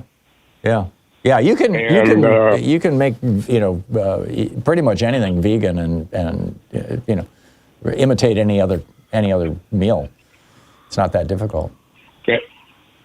Well, if you're ever in Miami on a Saturday, look for the Coconut Grove Farmers Market and go by the Tom Fun booth, and you'll probably find her there. Okay, I'll check it out. I actually may be there next May, next February. So we'll see. James, thank you for that. I appreciate the tip and the kind offer. Jim in Soyset, New York. Hey, Jim, what's on your mind today? Jim in Soyset, New York. Folks, when you get put on hold, there's a slight delay. Part of it is just electronics, and part of it is the obscenity delay, so that if somebody drops the wrong word, we can push a button and it vanishes. So you need to listen to your phone rather than your radio. And Jim, you still there? No, he's not there. Okay, let's try Harold in Selden, New York. Hey, Harold, what's on your mind today? Yes, I'm calling with a common sense question for the country. Have we all lost our collective minds? Every single one of us that went to school knows that that the president cannot create a governmental agency or department out of thin air. In order for any department or agency to be created, both houses of the legislature, the House and the Senate, has to pass identical legislation to create it. Then the president can either sign it or veto it. If he vetoes it, then 2/3 of both houses can override his veto. Yeah, this is why. No, Harold, I get all that, but what Trump did is he took an existing federal agency that was created by Congress and did have a budget and had about 30 staff members. It was called the U.S. Digital Agency, which was it was developed back during the Clinton administration to kind of interact with the developing internet, I guess, and to help bring government agencies up to speed on dealing with the internet. And he just took that agency over and renamed it DOGE and put the DOGE people in charge of it, and now it does the DOGE stuff. So, you're absolutely right, but here's how they got around it. But here's my question. If it was created by Congress, they also had to write legislation as to what the purpose of it was. Correct. Is he following what Congress... I have not seen a lawsuit on this, which now that doesn't mean that there isn't one. There may well be one, but I haven't seen any evidence of one, which would suggest to me that the mandate that Congress gave this agency when they created it was broad enough that this might fall under it. But I just don't know. But your point is well taken, Harold, and I appreciate your calling and making it. Thank you so much. Leah in Houston, Texas. Hey, Leah, what's up? Good morning. I'm calling about Comar Abrego Garcia and the photos we were shown last night. Mm-hmm. You mean of him meeting with Chris Van Hollen? I'm sorry? Yes, sir. Yeah, okay. Yes, with the senator. So I've got a lot of questions. I'm asking these questions and I'm being accused of being conspiratorial when I'm not. I just have questions. I'm going to try to run through them for brevity. Kilmore in these photos had a goatee, a sharp beard line, visible hair under his hat, and a fresh fade. That strikes me as odd. Why does he have hair if he was just shaved, right? The senator's facial expressions are extremely quizzical. Maybe I'm reading into it, but if you go through the facial expressions and the body language of the senator, he doesn't look like he's fully comfortable with what he's seeing. I don't know how to explain that. He just doesn't. Yeah. As far as the clothes and the fresh haircut and all of that, people have said, well, they're just doing it for appearances. Bukele doesn't want them, they don't want it to look like he's being abused. Sorry. He doesn't want it to look like they've been abused. I don't buy this story at all because he has no problem showing exactly what the prisoners inside CCOT look like. So this idea that they would bring him to a hotel outside of the prison, that raises more questions. Again, some say, well, they just don't want CCOT to look bad. They have no problem with CCOT looking bad. Christine Rome did a full photo shoot there. They like how it looks. So why is it just Kilmar that gets brought to the hotel with fresh haircut and everything? I noticed the same thing. I noticed that he did have what looked to be, at least a week, maybe 2 weeks worth of hair growth, and you could see from under his hat and around his face. And my guess was that it was about 2 weeks ago that this started becoming a high-profile story, and probably at that point, they segregated him from the other prisoners, put him in his own special private area, maybe even solitary confinement, who knows, and let his hair start growing so he wouldn't look quite so shaved and stuff like that. But that's just a guess. I mean, none of us know, Leah, but I think that when it comes to, a dictator like Bukele, and he calls himself a dictator, he's proudly a dictator, then I think you're right. All bets are off. You have to view everything skeptically. Yes, but sir, there's another part. It has to do with the Department of Justice.gov. They posted one day ago an intelligence information PDF. In that PDF, They spelled Kilmar's name incorrectly. Yeah.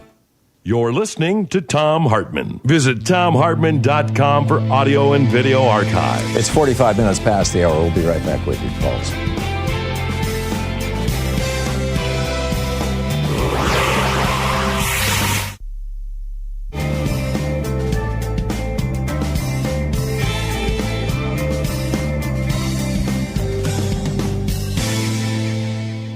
Welcome back. Steve in Rockwood, Oregon. Hey, Steve, what's up? Hey, Tom. Just wanted to continue our conversation last week about people should join the Democratic Party, should show up. I agree.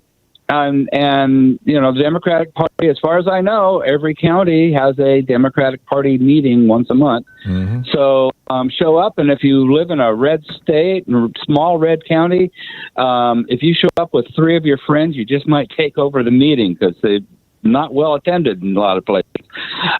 Specifically this week, I wanted to mention the Green Party and Libertarians. I've been to a Republican monthly meeting, and everything was top down. This is what the party wants, and everybody agreed with it. Mm-hmm. Democratic Party, they say this is what the party wants, and there's an argument. I know. Libertarian Party, they all can't agree. They cannot all agree on what libertarianism is. They tend to fight amongst themselves. Sure. Although in Washoe County, Nevada, the Libertarian Party almost took over the Republican Party at their county convention. Mm-hmm. That was fun to watch. Mm-hmm. The Republicans pulled some shenanigans and called the meeting over, and yeah. But the Green Party, I have a friend who's in the Green Party. I convinced him to be a Democrat for one day so he could caucus for Dennis Kucinich. Mm-hmm. But he constantly says, gee, I wish we had a second party in this country. And if you went to a Democratic Party meeting, you would notice that. Mm-hmm.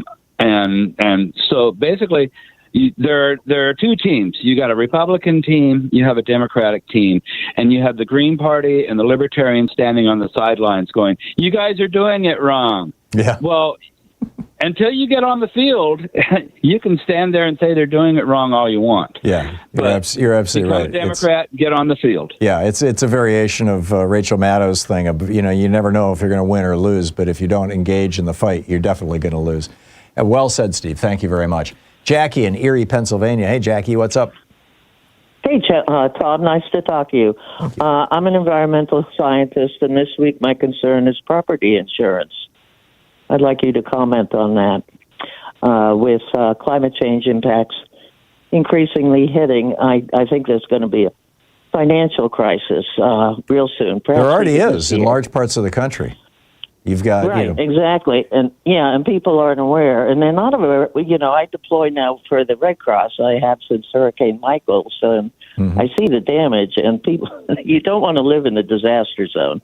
I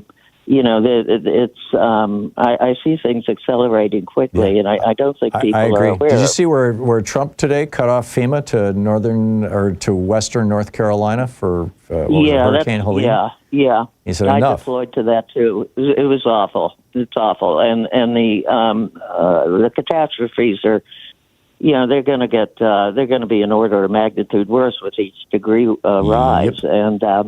I do consulting work here in Erie now, and I've already had 2 clients that moved here for the same reason we did. They did a climate risk analysis and realized, wow, we got to move. So I just wanted to point that out to people and make them aware. And if you said, Jackie. Do all you can, Tom. This is it. We're in it now. I'm with you. I'm with you. I'm on it. Get over to YouTube and plug in my name and Leo DiCaprio's name, and you'll see a video called Last Hours. Check that out. Jackie, thank you for the call. I'll be right back.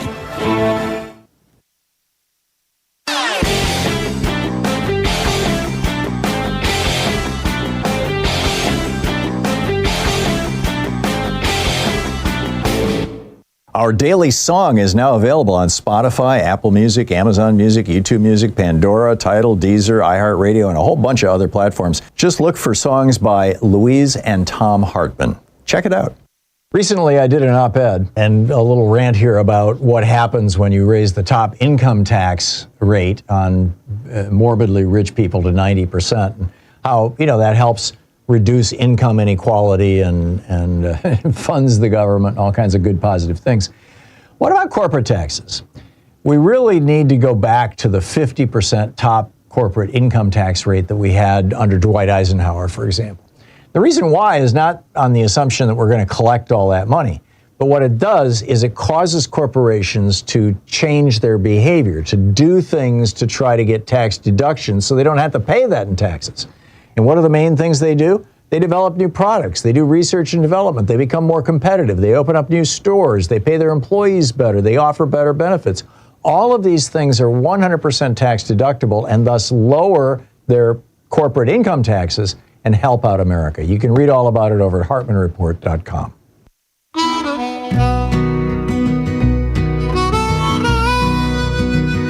You're out in the streets, you're raising your voice, pushing back hard, 'cause there ain't no choice. You see the storm, you feel the weight, fighting for justice before it's too late. But even warriors need to rest. Even lions lay down in their nest. Take a breath, take a break. Don't let the fire turn to ash in its way. Keep the fire, find the light. Rest your soul so you can fight. The road is long, the night is cold, but you can't stand tall if you break and fold. So breathe deep, let it be. You're not alone in this battle sea. 52 minutes past the hour. Welcome back. And picking up your calls, Mike in Lomita, California. Hey, Mike, what's on your mind today? Hey, Tom, just a quick poster suggestion. Mm-hmm. Real men own their errors. Psychopaths worship them. Oh, I like it. I like it. Real men what their errors? Own, O-W-N. O-W-N. Okay, I got it. Yeah, I love it. Well said, Mike. It's also true. Yeah. Very good current reference. A definite benefit. Mike, thank you for that. That's a great suggestion. Kenyatta in Los Angeles. Hey, Kenyatta. How you doing? I'm suffering peacefully, and hopefully you will suffer the eccentric dissident for just a minute. So, sure. Of course. Your newsletter yesterday, by the way, over on Substack was great. So keep going. Well, now, see, you're stealing my thunder, because I was just about to tell you about your piece today in the Hartmann Report about Trump's corruption. Excellent piece.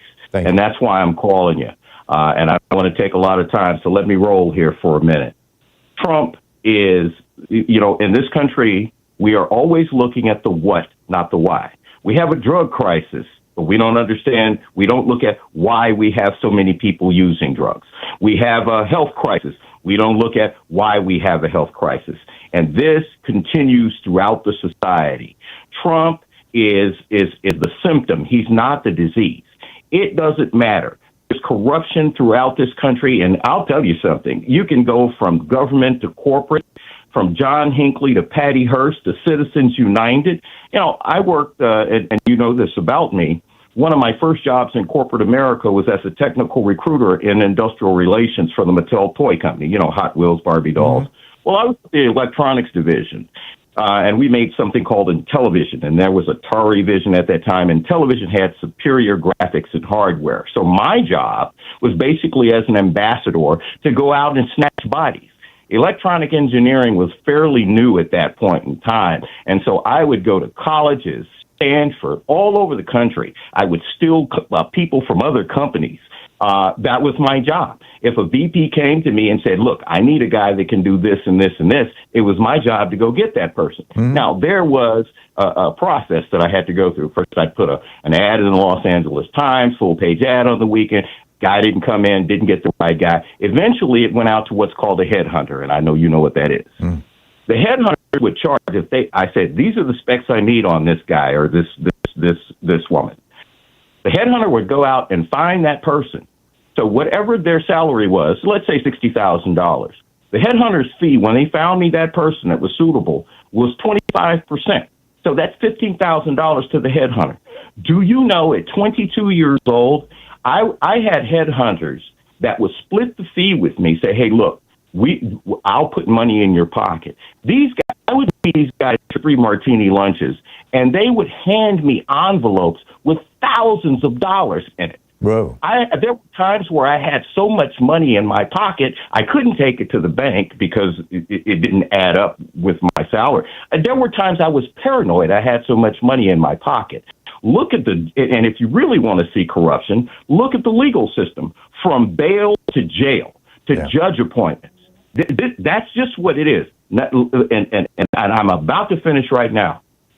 Trump has just announced, or Smitty, as I call him, has just announced a $1 trillion budget for the Department of Offense and Murder. Oops, did I say doom? I meant Department of Defense. Okay, $1 trillion budget. Think about this.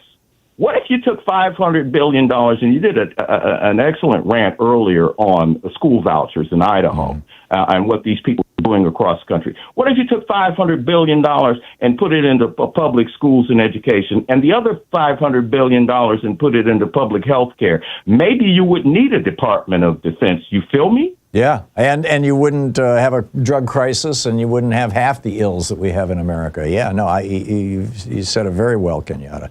And I think you're absolutely right. I had one anecdote. I had one anecdote for you, and I wanted to chide you a little bit. Your first caller today. Go ahead. Well, I was just going to say we're out of time. I'm sorry. Okay. I'll give you 10 seconds. No. We'll get to it later, man. Okay. All right. Good talking to you, Kenyatta. And everybody, check out Kenyatta's newsletter. Just get over to Substack and plug in Kenyatta, and it'll come right up. Kenyatta, thank you for the call. We're hitting the top of the hour. I'll be right back with you. Stay tuned. It's Anything Goes Friday.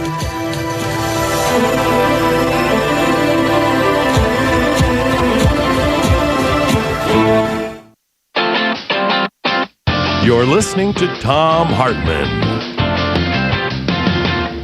In addition to bringing you the Thom Hartmann Program here on Free Speech TV and Video Media Online, we also have a whole set of ways you can interact with us and tools you can use to spread the word about the importance of democracy and the threats to it in our republic.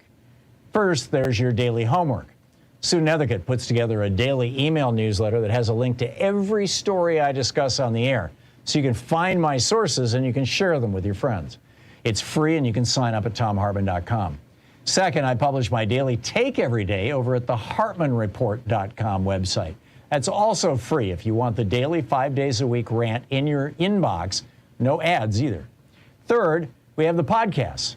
There's the free 1-hour version of our daily show that's advertising supported. You can find that wherever you get your podcasts normally. And then there's also the podcast of the entire 3-hour show with no advertisements, and that's available by subscription over at thomhartmann.com. So check them all out at thomhartmann.com and hartmannreport.com.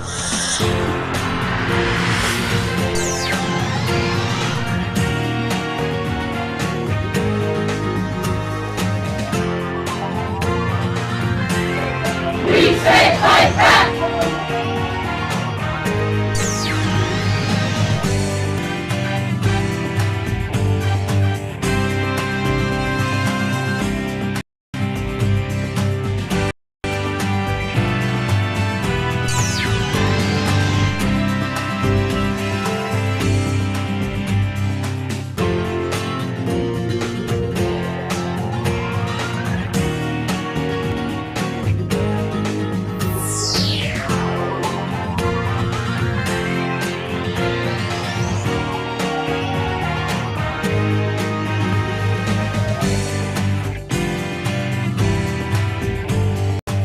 Our book today is Future War, Preparing for the New Global Battlefield by Robert, I believe it's pronounced Latif, L-A-T-I-F-F.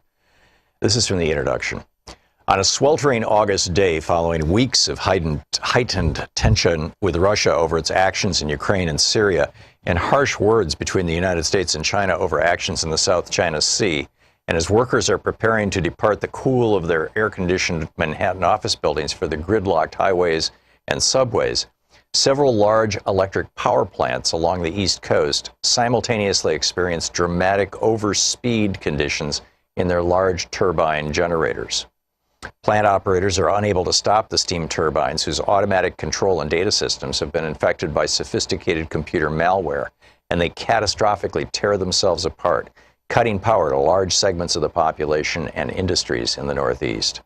Building systems shut down, hospitals switch to emergency generators, trains stop running, traffic lights cease operating, and Wall Street trading comes to a halt. At the same time, 1,100 miles to the south, a massive rocket sits fueled and ready to launch a critical national security satellite when an explosive-laden private aircraft flies at low altitude into the Cape Canaveral launch pad area and, despite repeated warnings, slams into the pressurized fuel tank and solid rocket motors, creating an enormous conflagration. Half a world away, elite commandos equipped with the latest high-technology equipment but unidentifiable as a national army attack U.S. and allied interests near areas of disputed territory. Thus are fired the opening shots of a new war. These hypothetical events represent a radically different style of conflict fought with new tools and against new and unfamiliar enemies. When most people think of war, they imagine soldiers doing battle with other soldiers, employing tanks, artillery, and other recognizable weapons. However, in this century, war has morphed into something we can scarcely recognize, and future conflicts will be qualitatively and quantitatively unlike those of the past.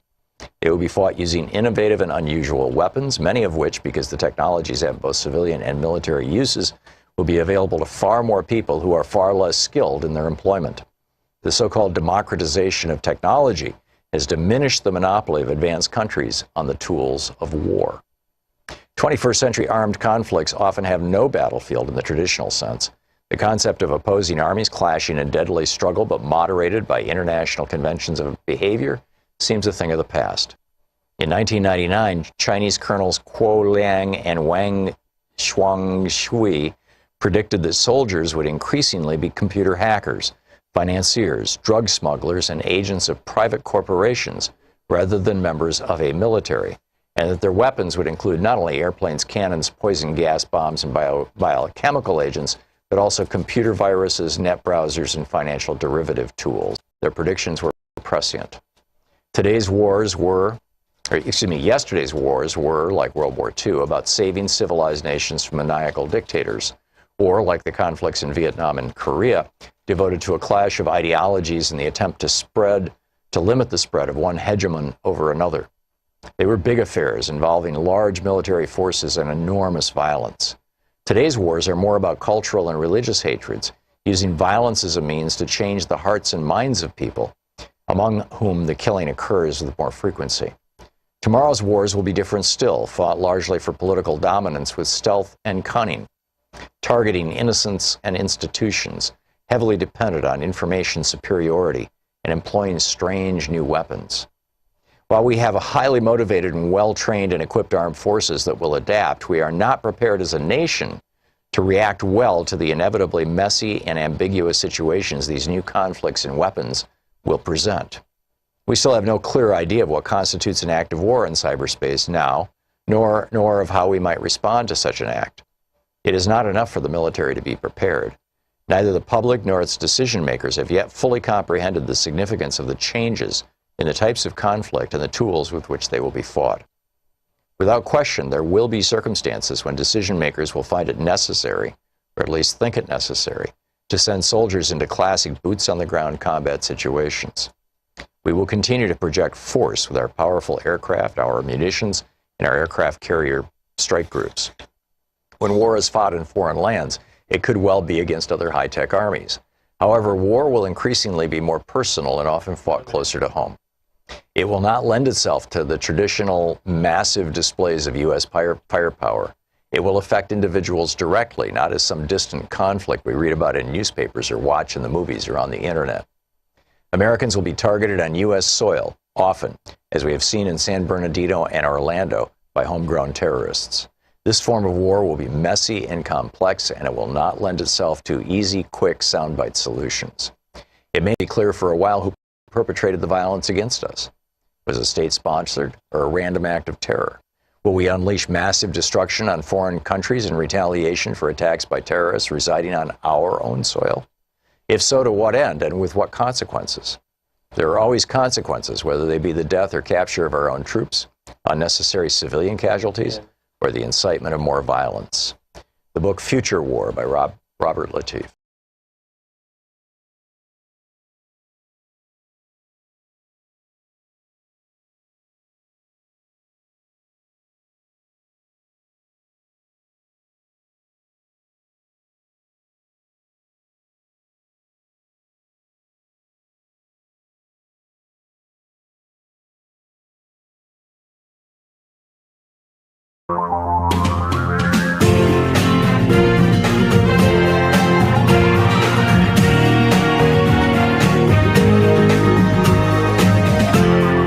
This is the Thom Hartmann Program. Welcome to the third hour of our program.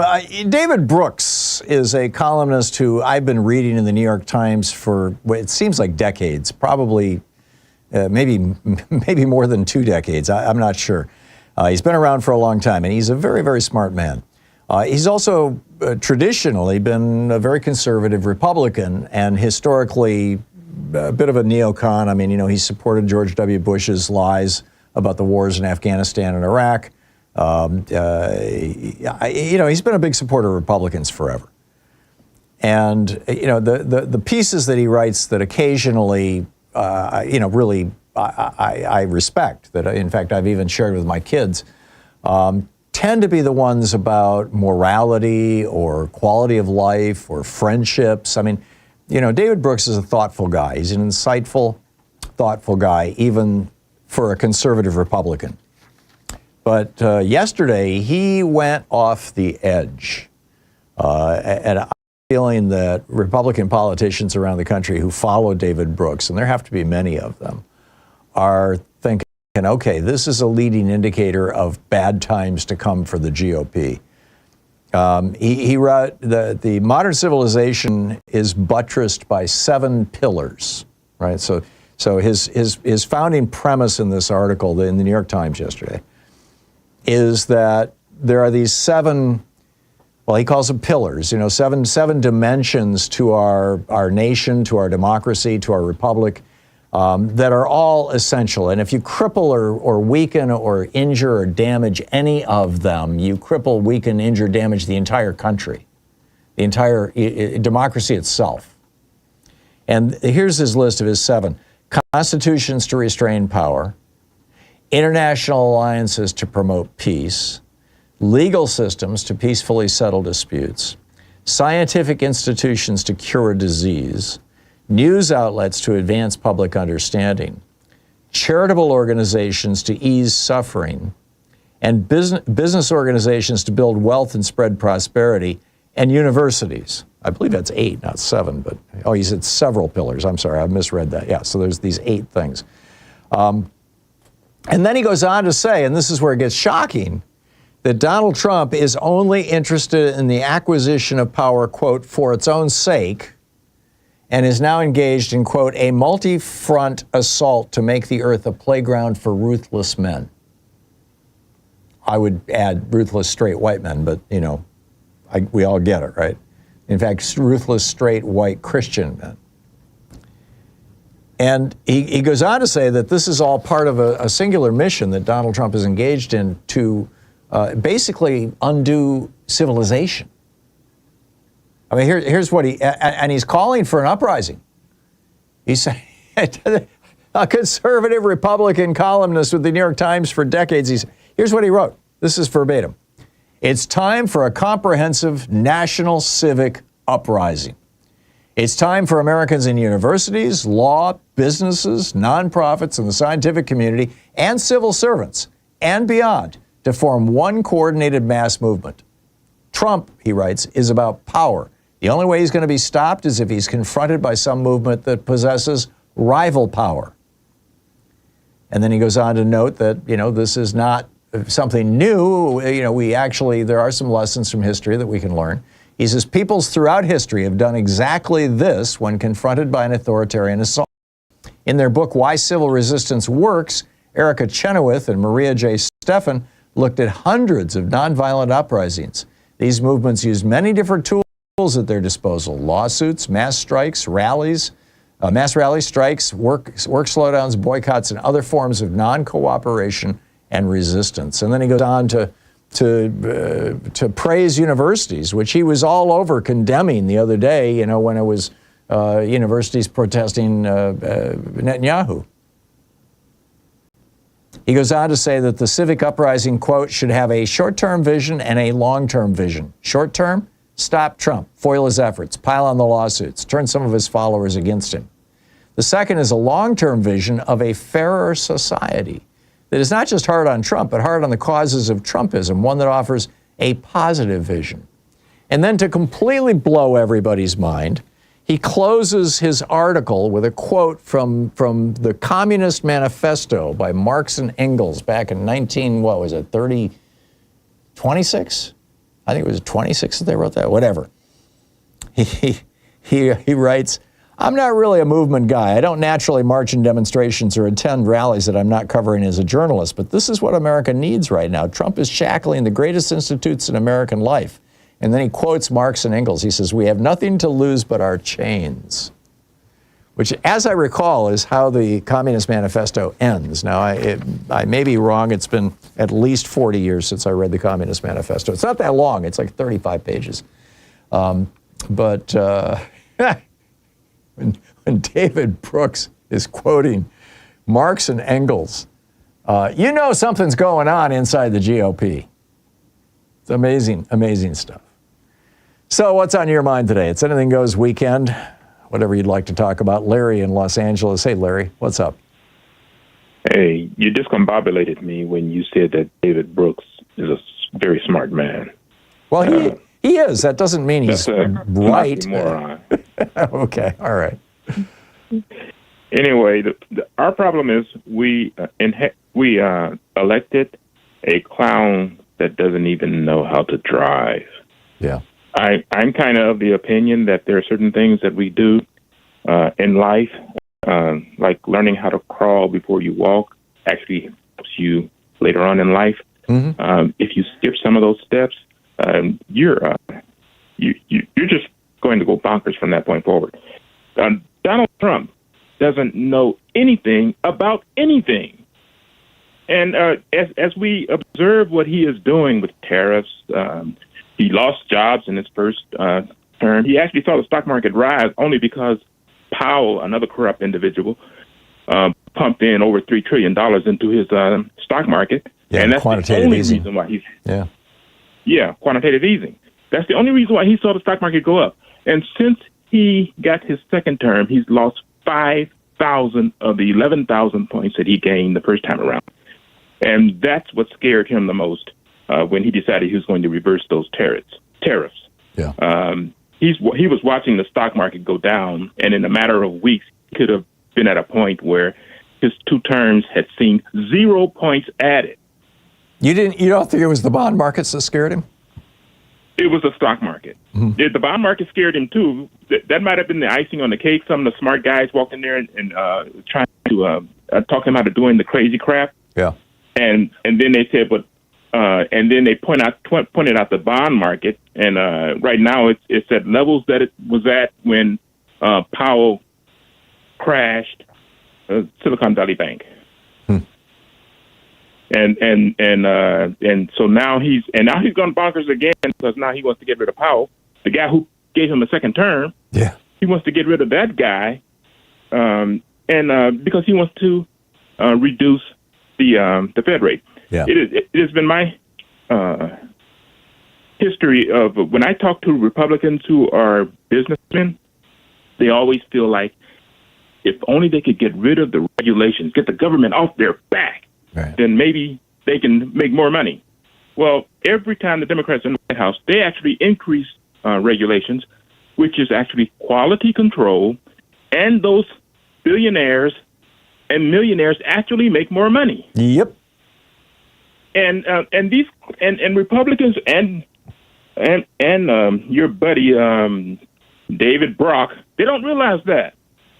David Brooks. I'm 71 years old, and I've been observing this, and these clowns still don't realize that. Yeah.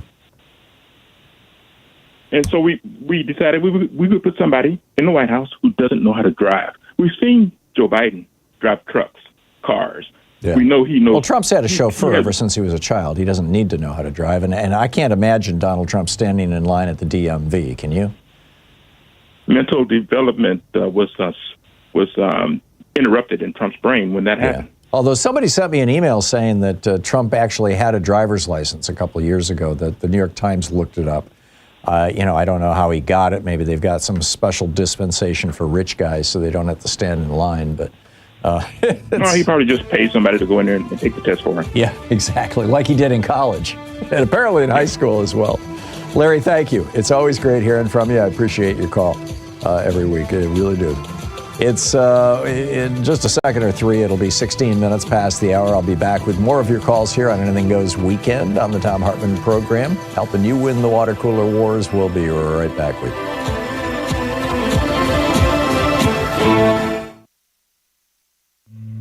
This is the Thom Hartmann Program. It's the True People's Media. Picking up your calls right after this.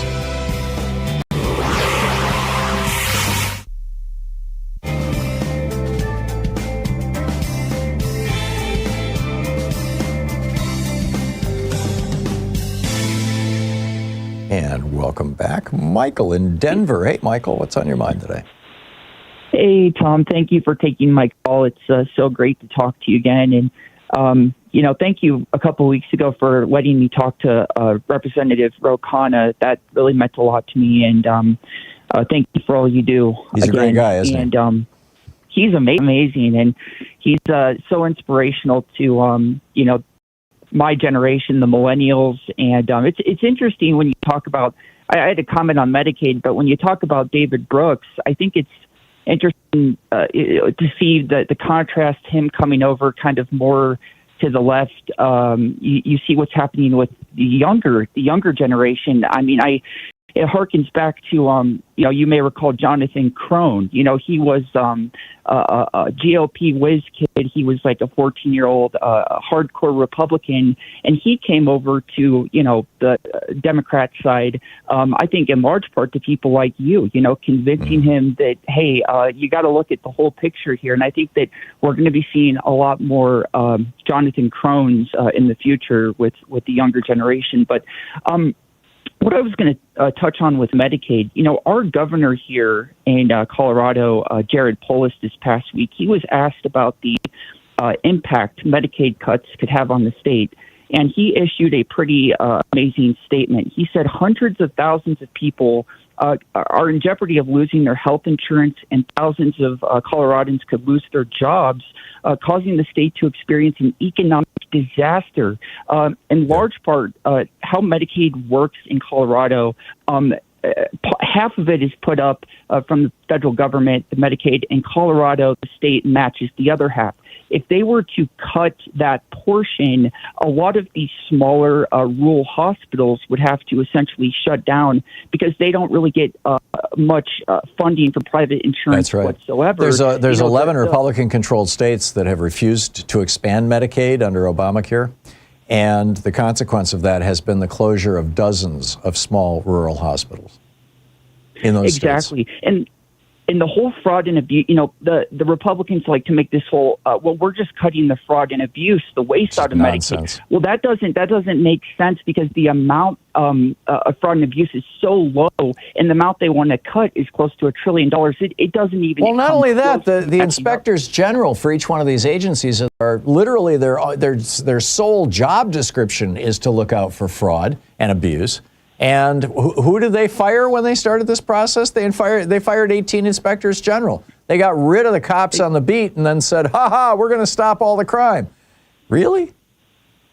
Exactly. And then when they make the argument about, the tax breaks for the rich, they try to say, well, this isn't about, tax breaks for the rich. This is about the government scaling less of rich people's money. That's ridiculous. They already pay a lower tax rate than middle class and people struggling to get by, and they want to give them more of a tax break. That argument doesn't make sense. So, yeah. Yeah, no, I'm with you, Michael. It's nothing short of crazy. What's going on with these people is just nothing short of crazy. It's so internally filled with contradictions. Michael, thank you for the call. And thank you, Tom. Yeah, and thanks for watching us on YouTube there in Denver. Much appreciated. 20 minutes past the hour. I'll be back with you in 60 seconds. We'll continue picking up your calls here on Anything Goes Weekend. Stay with us.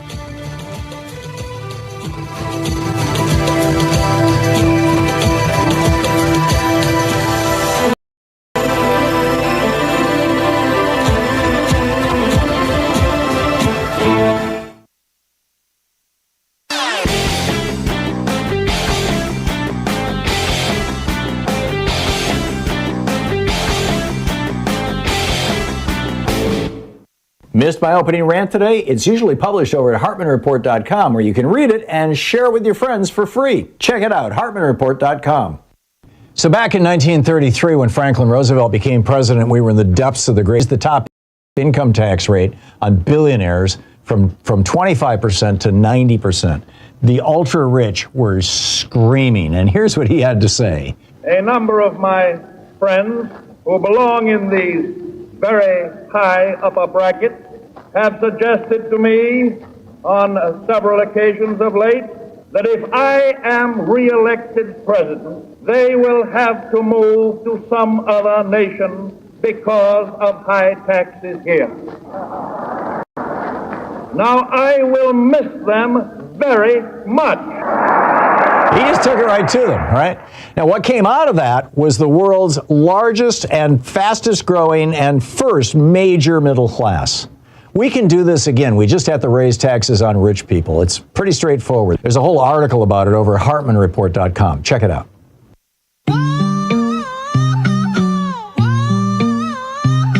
They worked their lives, they paid their dues. Now billionaires are spreading news that Social Security's gotta go. But we see through that dog and pony show. Behind closed doors, the votes are cast by men who serve the ultra class. They won't face us in the light of day, but we're here and we've got something to say. Hands off our Social Security. This belongs to you and me. We paid in, we earned that right. We won't back down, we're gonna fight. Hands off our Social Security. No dog chainsaws on our tree. We won't let the system crash and burn. It's ours and now it's our turn. Welcome back. 22 minutes past the hour. Picking up your calls here. Paul in Zillow, Washington. Hey, Paul, what's up? Hi there. This is a report from a Yakima Valley wine grower about the collapse of the National Weather Service. Oh, yeah. I have bought your wine, Paul, and fine wine it is. If this is the same Paul I'm thinking it is, feel free to give us your website. ParadisosDelSol.com. There you go. Thank you. Yeah, Paradiso del Sol. I love your what do you call them, dessert wines in particular, but you've got some great wine. Thank you. So anyway, back to the weather forecast or report. Well, you know, this is spring in the Yakima Valley. I'm surrounded by apples, pears, peaches, cherries, and this is the time of year where we often do not sleep well at night because of the risk of frost. If the temperature goes down to 29 degrees or colder, we run the risk of losing a crop.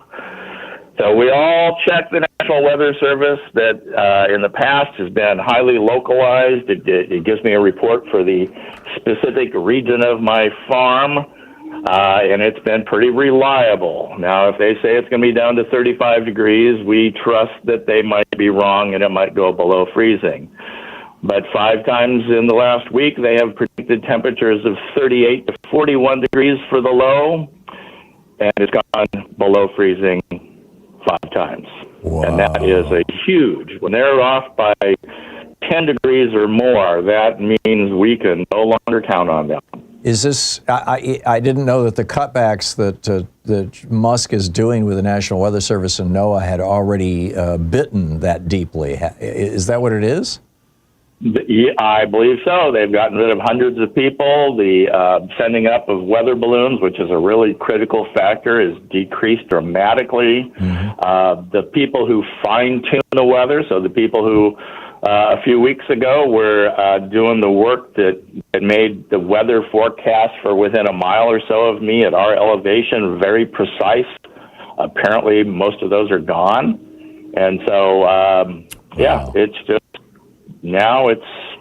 So our weather forecasting is going to hell now. And that's got to have an economic impact on you as the guy who owns a vineyard.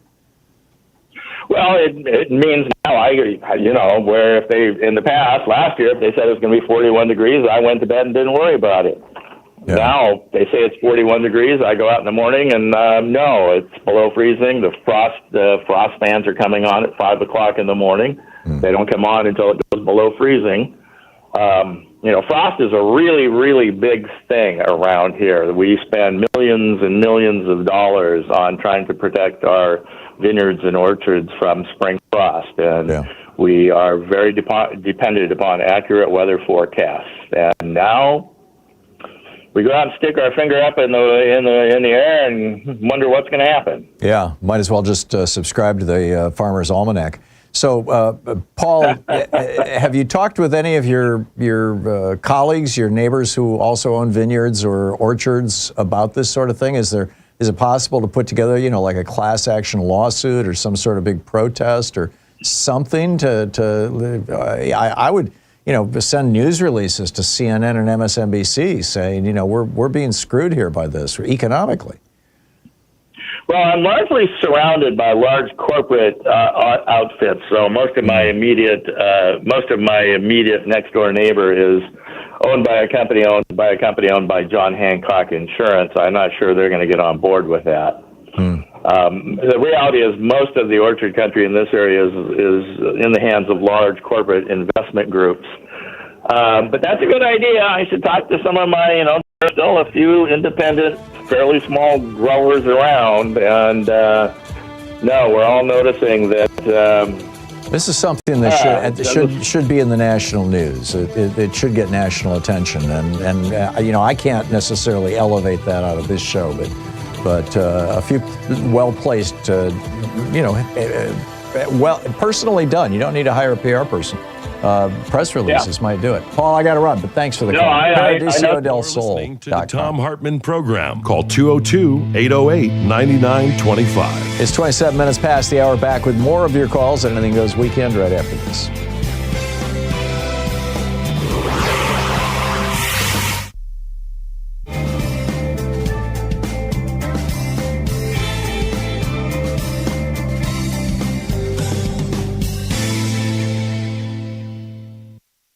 Our book today in the Thom Hartmann Book Club is The Black Panthers, Portraits from an Unfinished Revolution, edited by Briasha and Yohuro Williams. This is from Chapter 1, In Defense of Self-Defense, Pathways to the Black Panther Party. People joined the Black Panther Party for many different reasons. The moment of politicization was different for everyone, but a few were commonly shared, including the 1963 bombing of the 16th Street Baptist Church in Birmingham, Alabama, and the 1965 Watts Urban Rebellion. A more general sense of frustration and alienation compelled others to join the Panthers' ranks. The party exerted an enormous pull on the imagination of the members, especially those who had experienced police brutality. In the rebellious spirit of the times, the party's bold stance on self-defense resonated with those seeking fresh alternatives for achieving social justice and black liberation.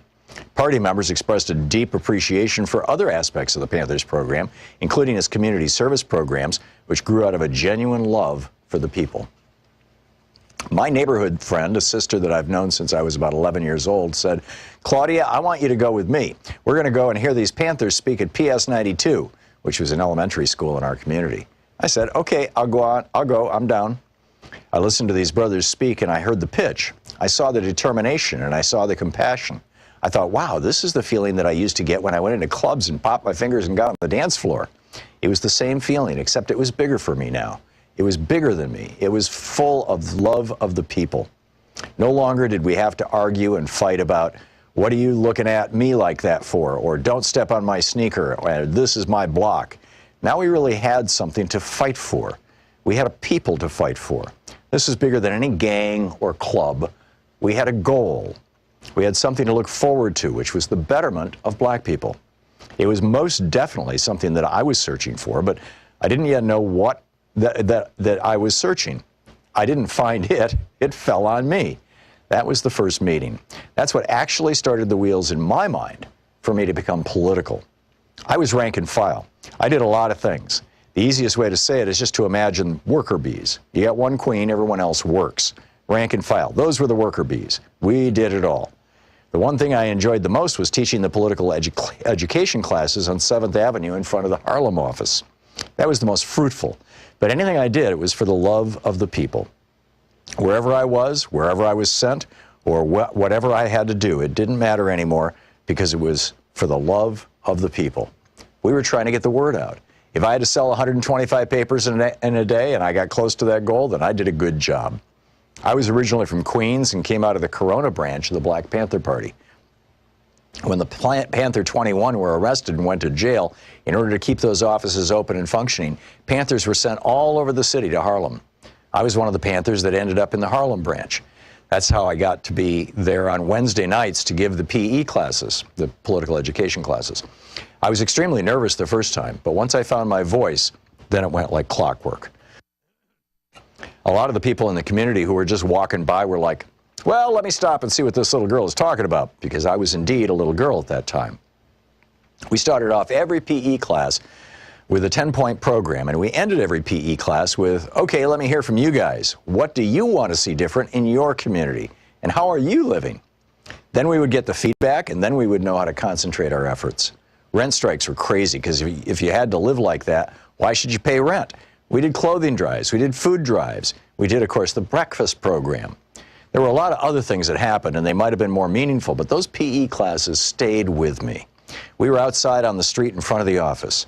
When you were giving a class or you were having a talk inside the office and there were only Panthers around you, the feeling was just different than outside on the street. The Panthers knew what you were doing because they were Panthers and they were doing the same thing. Outside, there were constant questions and answers with the people. You had to give yourself up when you were outside in that crowd. You never knew who was going to say, we don't care about that, we don't care about you, you need to go away. There were a lot of people that just did not know where we were coming from and were afraid that if they were seen in the office or if they were seen asking questions, that they'd get reprisals, that they'd end up getting hurt. They were afraid. Things went so fast. Time seems to accelerate when you're always looking over your shoulder. At this time, it was all-out war against the Panthers, and brothers are being shot down in the street or set up or going to jail for years. We have brothers in jail since that time, 40, 41 years. We've had brothers that we've lost on the inside that we can't let the world forget. The government said, okay, we're going to lock them up and throw away the key and no one will ever care. But it's not true. We want them out. We want freedom for all political prisoners. We don't want any more of them to die on the inside. That's the biggest injustice. There were times when our cadre consisted of almost nothing but women, and that was when the brothers were locked up or had to go underground. I remember being on a front line against a policeman on horseback and being 6 months pregnant. What we wanted was a simple street light, and we got the community out there and we blocked traffic. I didn't know whether I was going to be trampled, my baby killed, but I knew I had to be there. I was an active member of the party from 1968 to 1971, and in those few years, I aged 10, 15 years. We didn't have much time to be little girls. We went straight to womanhood. Talking about these things is bringing up all of these feelings, though I hadn't thought about or touched on them for a long time. It seems that as you get older and you look back on the things that you've done in your life, you say, oh my God, I could have gotten killed then. When you're young, fear is not really in your vocabulary, and once you look back, you wonder, why wasn't I afraid? We didn't have much time to be afraid. It was all about survival. The Black Panthers.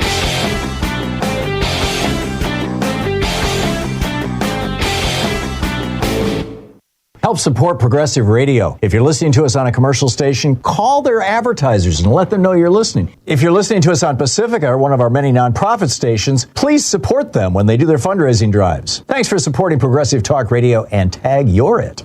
Human beings have a couple of unique characteristics. The first is that we can be very tender and loving and concerned and caring toward people we perceive as being our group, us. We can also be extraordinarily violent against people that we consider to be them if we think of them or this other as a threat. Probably the classic example of this is Adolf Hitler convincing Germans that, Jews were a threat to them and good Germans going along with the Holocaust. Well, this othering is built into our DNA. This is, ancient stuff. And the Republican Party, since the time of Nixon, when he started, picking up the white racist vote after Democrats laid it down in the 60s, the Republicans have been using this to try to other minorities in America as a political strategy. And this is really deadly stuff. There's a whole op-ed about it over at HartmannReport.com. Is othering human nature's deadliest instinct? Check it out.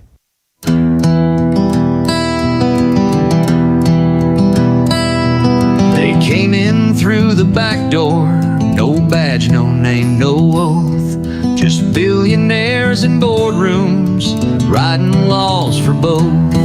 They say it's for the people to streamline and revise, but the Department of Government Efficiency is a lie. They gutted every watchdog, rewrote every rule. The fox is in the hen house, and he's building up a school for loyalists and hackers with Putin on the line. Now whistleblowers vanish, and the rest just toe the line. Yeah, the Department of Government Efficiency is a lie, a front for the billionaires reaching for the sky. They stole the soul of labor with a keystroke and a smile. Now they're watching from the shadows and rig the die. Heard a worker tried to organize, his name just disappeared. Buried in a database, the oligarchs commandeered. 10 gigabytes of silence, one brave man defied. And drones are now his neighbors with notes that chill the spine. They don't need tanks, they don't need guns. They've got logins, drones, and smoking guns. With every leak and stolen bite, they twist the law into the right. Welcome back. 37 minutes past the hour. Picking up your calls here on Anything Goes Weekend. Clay in Vicksburg, Mississippi. Hey, Clay, what's up? Hi, Tom. I've got something I wanted to mention, and then maybe a couple of corrections after that. But have you heard about the State Department now changing its mind about what it calls human rights? No, I haven't. It's apparently the State Department, they make annual reports on what's going on in the rest of the world internationally regarding human rights, and they are removing critiques of abuses such as harsh prison conditions, government corruption, and restrictions on participation in political processes. So that just seems pretty worrying to me. I mean, it's like they're just going to totally ignore all of these things that are... Where are you getting this, Clay? They're going to... NPR. NPR, huh? Okay, yeah, Sean just said she's familiar with this too. Okay, well, I've got to educate myself. Thank you. Okay. I just wanted, it might be something you want to talk about. I don't know. Yeah. But a couple of corrections. The first caller, he had said that 10 people, around him and 100, looking at 100 people is a 10,000. No, it's 1,000. Sorry. Yeah. Yeah. But, and then Trump, I've seen him in pictures driving a golf cart, so at least he might be able to do that. Yes. Yeah, the old soapbox derby thing. Yeah, there you go. Clay, thank you. Thank you very much. All right, thanks. I'll check out the State Department stuff. Michael in Bronx, New York. Hey, Michael, what's on your mind today? Hey, Tom. Well, I just finished one Good Friday service across the Brooklyn Bridge on my way to another one in my home parish in the Bronx. Oh, sweet. I'm very... You're an observant Catholic, huh? look at all the conversations you and I have had, and I had to keep quoting scripture to correct these right-wingers. You remember that, right? Yes, I do.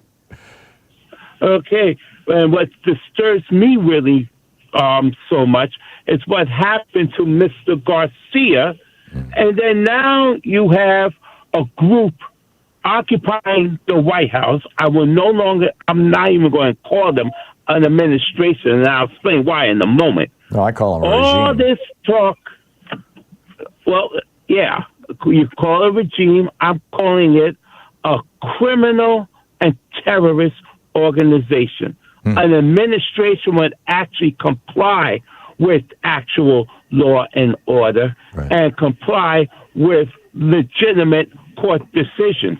If you don't find a decision legitimate, that's what the appellate process is for. But then when you have a Supreme Court and 9-0 decision, that is bipartisan, conservatives and liberals that tell you you are dead wrong. You've got to bring this person back. And now you're going to be defiant of that court order and give me some BS excuse saying, well, we can't bring him back. It's out of our hands. I say again, BS. You put him there. You bring him back out. Yep. So, and the courts are going to be saying that they're considering holding the Trump regime in in contempt. Yeah. I say to you, please do it. Hold them in contempt, even if it means locking them up. Yeah. No one is above the law, and it's time to start humbling these people. I don't ever want to hear this group utter the words law and order ever again. And likewise, I don't want to hear them utter anything about Christianity ever again. Well, you know, Michael, they number one, they never meant Christianity. What they meant was, Old Testament Jeremiah, God's going to strike you down if you don't do exactly what we tell you to do because we're the instruments of God. Number one. And number two, they never meant law and order when they said law and order. What they meant was give police the power to kick the crap out of black people. That's what they meant. Oh, I know that. And that's why I am ranting the way I am. I have exposed them, as sure other callers have done so, and I'm really putting my foot down on it. And I think I'm so passionate about it because I'm so sick and tired, Tom, of my religion getting a bad rap because of these people's lies and blatant destructive actions. Just like we hate it when, I shouldn't use the word hate, forgive me, Lord. We don't like the fact that they want to claim themselves to be patriotic Americans. But I'll say this, Colin Kaepernick was far more patriotic when he took a knee during the national anthem. Thank you. Yep. Amen. Michael, thank you very much. Morris in Inglewood, California. Hey, Morris, what's on your mind today? Hey, Tom, I don't mean to talk like this, but I'm going to keep it real. White people upset, Tom. They upset. I got a receipt for you. I got a receipt. I'm watching this town hall. I think it was Grassley in Iowa. Mm-hmm. And this one guy screamed out that he was, can I say the word pissed? Say he was pissed. Now, Tom, you have to understand the narrative. What was he pissed about? He was pissed that this guy was taken off the street and shipped down to a prison down in El Salvador. And what got me excited was, it ain't going to work, Tom, unless we care for somebody else. We got to care for each other. Yeah. And that was an example, to my way of thinking, to mine, where it looked like we starting to care for somebody other than ourselves. And I was really impressed with that. And, of course, it was also interesting to me that Mr. Grassley had to stand up there and lie to them people. I mean, well, we can't do it again. I mean, we do prisoner exchanges, all kind of stuff. But anyway, sure. Hey, Tom, this is why I called you. This is why, now, you got to go back with me. We're making a movie here, Stephen King. Now, remember back when Spiro Agnew had to step down? And then they brought in Gerald Ford? Yeah, and then I remember it well. Okay, see, I feel I can talk to you. Now, we might have that same scenario right here. They're not going to let Vance be the president, and I don't believe Trump's going to make it. He's just not going to make it. You're talking about the tariff reversals. Watch this. I'm going to tell you why he reversed them tariffs. First of all, bricks is growing faster than cancer.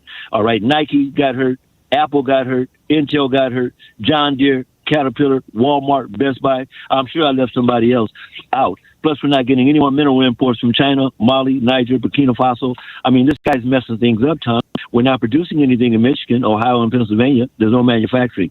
People are upset. The country is in shock. So, and like that guy said, is the Carver, is the economy stupid, something like that. So, I'm not crazy, Tom, with the idea that something going to have to happen to Mr. Trump. Now, we ain't got to go in no assassination. I got a way out. The brother got sick.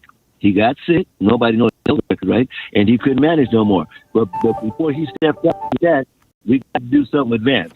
And I'm going to ask you, who do you think that guy would be? We knew it was Gerald Ford when it came to Spiro Agnew. Who might it be with J.D. Vance that work with you, Tom? Give me a name. Oh, that's a good question, Morris. I hadn't even considered the thought. I'd have to think about it. By the way, last night, Louise and I were watching Bosch, you know, this TV series that it lives on the internet, and Titus Woodiver, and I think she's the prosecuting attorney for Los Angeles, the DA, playing that role. And she had this line that got repeated 2 or 3 times during the course of the show. It was, unless everybody counts, nobody counts, or words to that effect.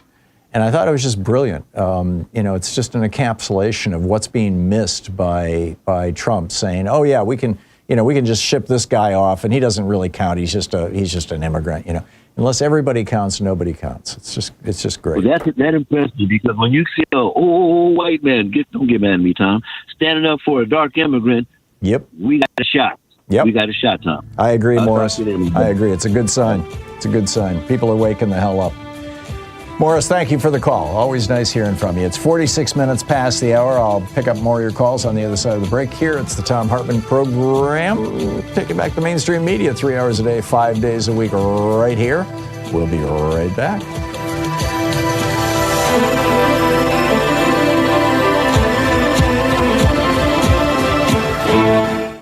You're listening to Thom Hartmann. Visit thomhartmann.com for audio and video archives. It's the place where despair is not an option. I'll be back with more of your calls.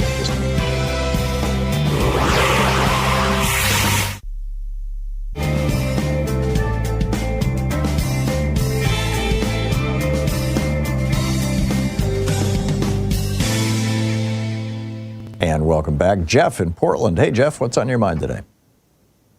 Happy Friday and happy No Kings weekend, Tom. You know, I don't think you mentioned it, but today's the 250th anniversary of Paul Revere's ride. Oh, yeah. I was going to talk about that yesterday. In fact, I printed out the poem. There's pigeons in the poem, by the way. But back to you, Jeff. Well, yeah, and 250 years ago tomorrow is when the Revolutionary War kicked off with the battles of Lexington and Concord. So shots tomorrow's and you know, tomorrow's indeed a fitting day for the American people to peacefully take to the streets and try and reclaim our democracy from this wannabe king and oligarchs like Musk.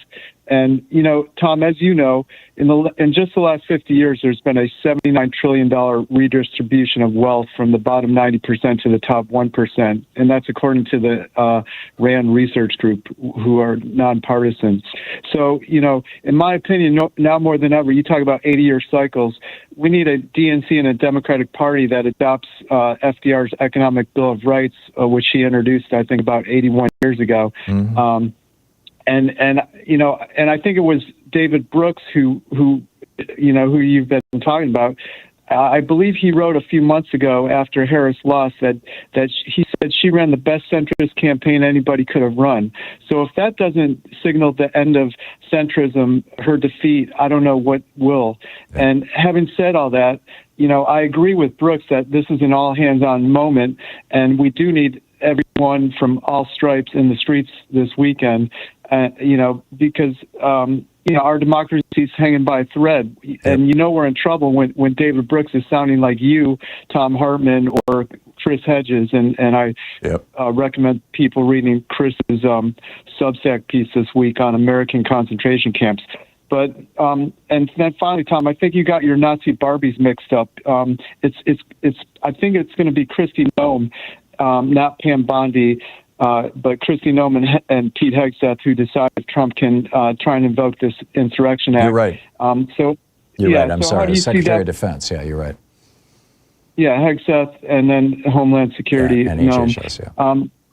So how do you see that playing out, and your thoughts on what I'm saying about any of this? Yeah, DHS actually. Yeah, no, I agree, and I think the thing that encourages me, Jeff, is that we are starting to see right across the spectrum of American institutions. You're seeing the courts, you're seeing the legal profession, you're seeing individual law firms.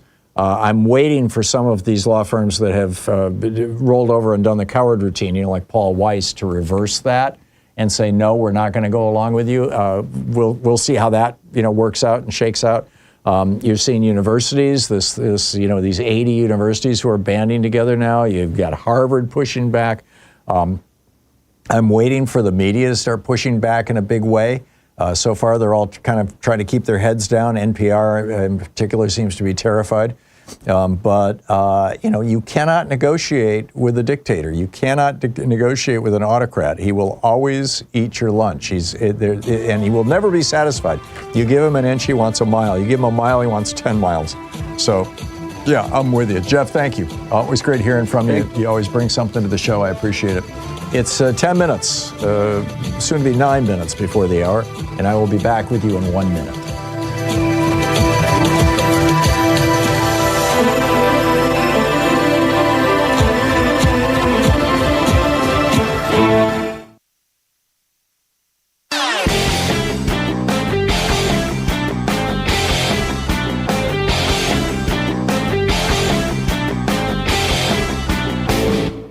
Hey, thanks so much for sharing our program and for reaching out to our stations and sponsors and letting them know that you're listening. It really means a lot to us.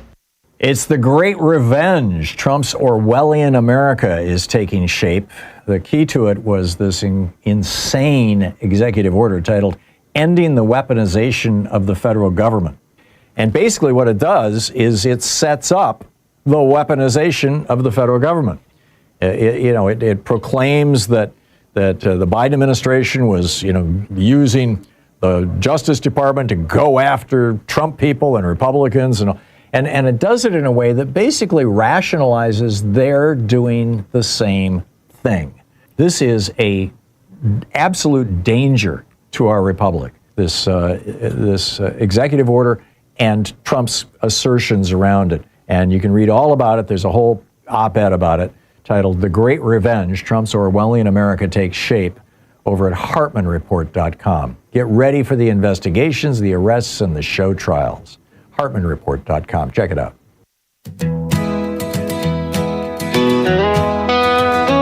I was tangled in the headlines, caught up in the noise. The weight of the world had stolen my joys. I grabbed my coat, left my phone behind, told myself it's time to unwind. The city fades as the highway bends. The air turns clean where the pavement ends. Go find your mountain, your valley, your stream, where the air feels lighter and your soul can dream. When the world feels heavy, let it all fall away. There's peace in the wild where the trees softly sway. 53 minutes past the hour. Welcome back. Picking up your calls here. Roger in Seattle. Hey, Roger, what's up? I wanted to follow up what I had mentioned earlier in the week, but also first start with a compliment for you and Louise. Thank you for giving yourself some credit and helping her write those songs. So are you familiar with Mark Russell and his day? He did a wonderful set of shows at the Shorten in D.C. Yeah, back in the day. He played the piano and did, I'm thinking of Tom Larry. A lot of good political spoofs. Oh, so, okay. Yeah. Okay. Yeah, so in that respect, I was wondering if you'd ever consider, or maybe you have, getting interviewed by either Rachel Maddow or Colbert. I'm always available. It's I feel okay. I'm going to send that off today then, because I think he needs that on a regular basis. It's a Mark Russell type, musical way to do your political spoofs, and I think what you and Louise are doing is wonderful. Well, thank you. Yeah, I write the daily take for the day every afternoon. I'm typically done by around 5, and then I hand them off to Louise, and she spends half the evening, putting the songs together, and the whole next morning, and finally, writing the lyrics, and then getting the music right. And it's just amazing that we can turn this stuff around, in 15 hours or thereabouts.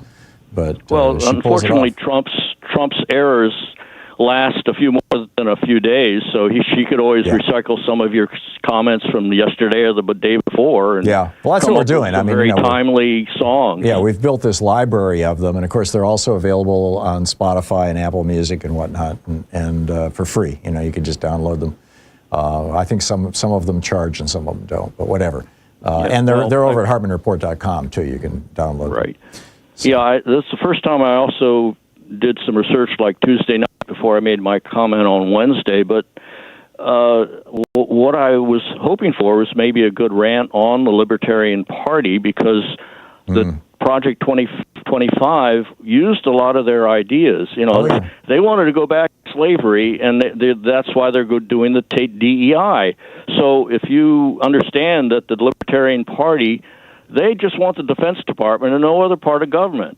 Yeah. And everything else can go to hell. So, sorry, they'd like to get rid of that. Yep. It used to be the post office and the Department of War, and they changed that at the Civil War to Department of Defense. And it'd be great if they then reinstate the the contract the State Department has with the nonprofit peace, whatever, and we could go from Department of War, Department of Defense to a Department of Peace. Yeah, that was Dennis Kucinich's like a subset of the State Department. Perpetual rant. Yeah, he wanted a separate Department of Peace that would advise the president and Congress and whatnot on how to do peace. So, it's a noble idea. I think a very noble idea.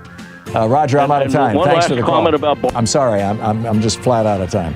Hey, special thanks to Louise Hartmann, Sean Taylor, Nate Atwell, Jamie Holly, Nigel Peacock, Sue Nethercutt, Patrick Hoyt, Geraldine Halberd, Ron Hartenbaum, Chase Spross, Nicholas Miller, Pat Sweeney, Jay LeBlanc, Jeremy Peterson, Connor Arroyo, Carna Verde, Martha Salinas, Mateo Robertson, Diane Russell, and Ruben Michaels, all the fine folks who work on this program and help make it possible. Thank you for your support, for letting our commercial station sponsors know you're listening, for letting our nonprofit stations, for financially supporting them and letting them know you're listening.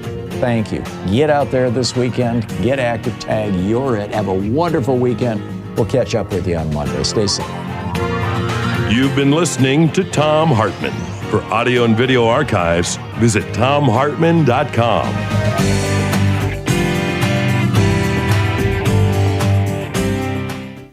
In addition to bringing you the Thom Hartmann Program here on Free Speech TV and Video Media Online, we also have a whole set of ways you can interact with us and tools you can use to spread the word about the importance of democracy and the threats to it in our republic. First, there's your daily homework. Sue Nethercutt puts together a daily email newsletter that has a link to every story I discuss on the air, so you can find my sources and you can share them with your friends. It's free and you can sign up at ThomHartmann.com. Second, I publish my daily take every day over at the HartmannReport.com website. That's also free if you want the daily 5 days a week rant in your inbox. No ads either. Third, there's the free 1-hour version of our daily show that's advertising supported. You can find that wherever you get your podcast normally. And then there's also the podcast of the entire 3-hour show with no advertisements, and that's available by subscription over at ThomHartmann.com. So check them all out at ThomHartmann.com and HartmannReport.com.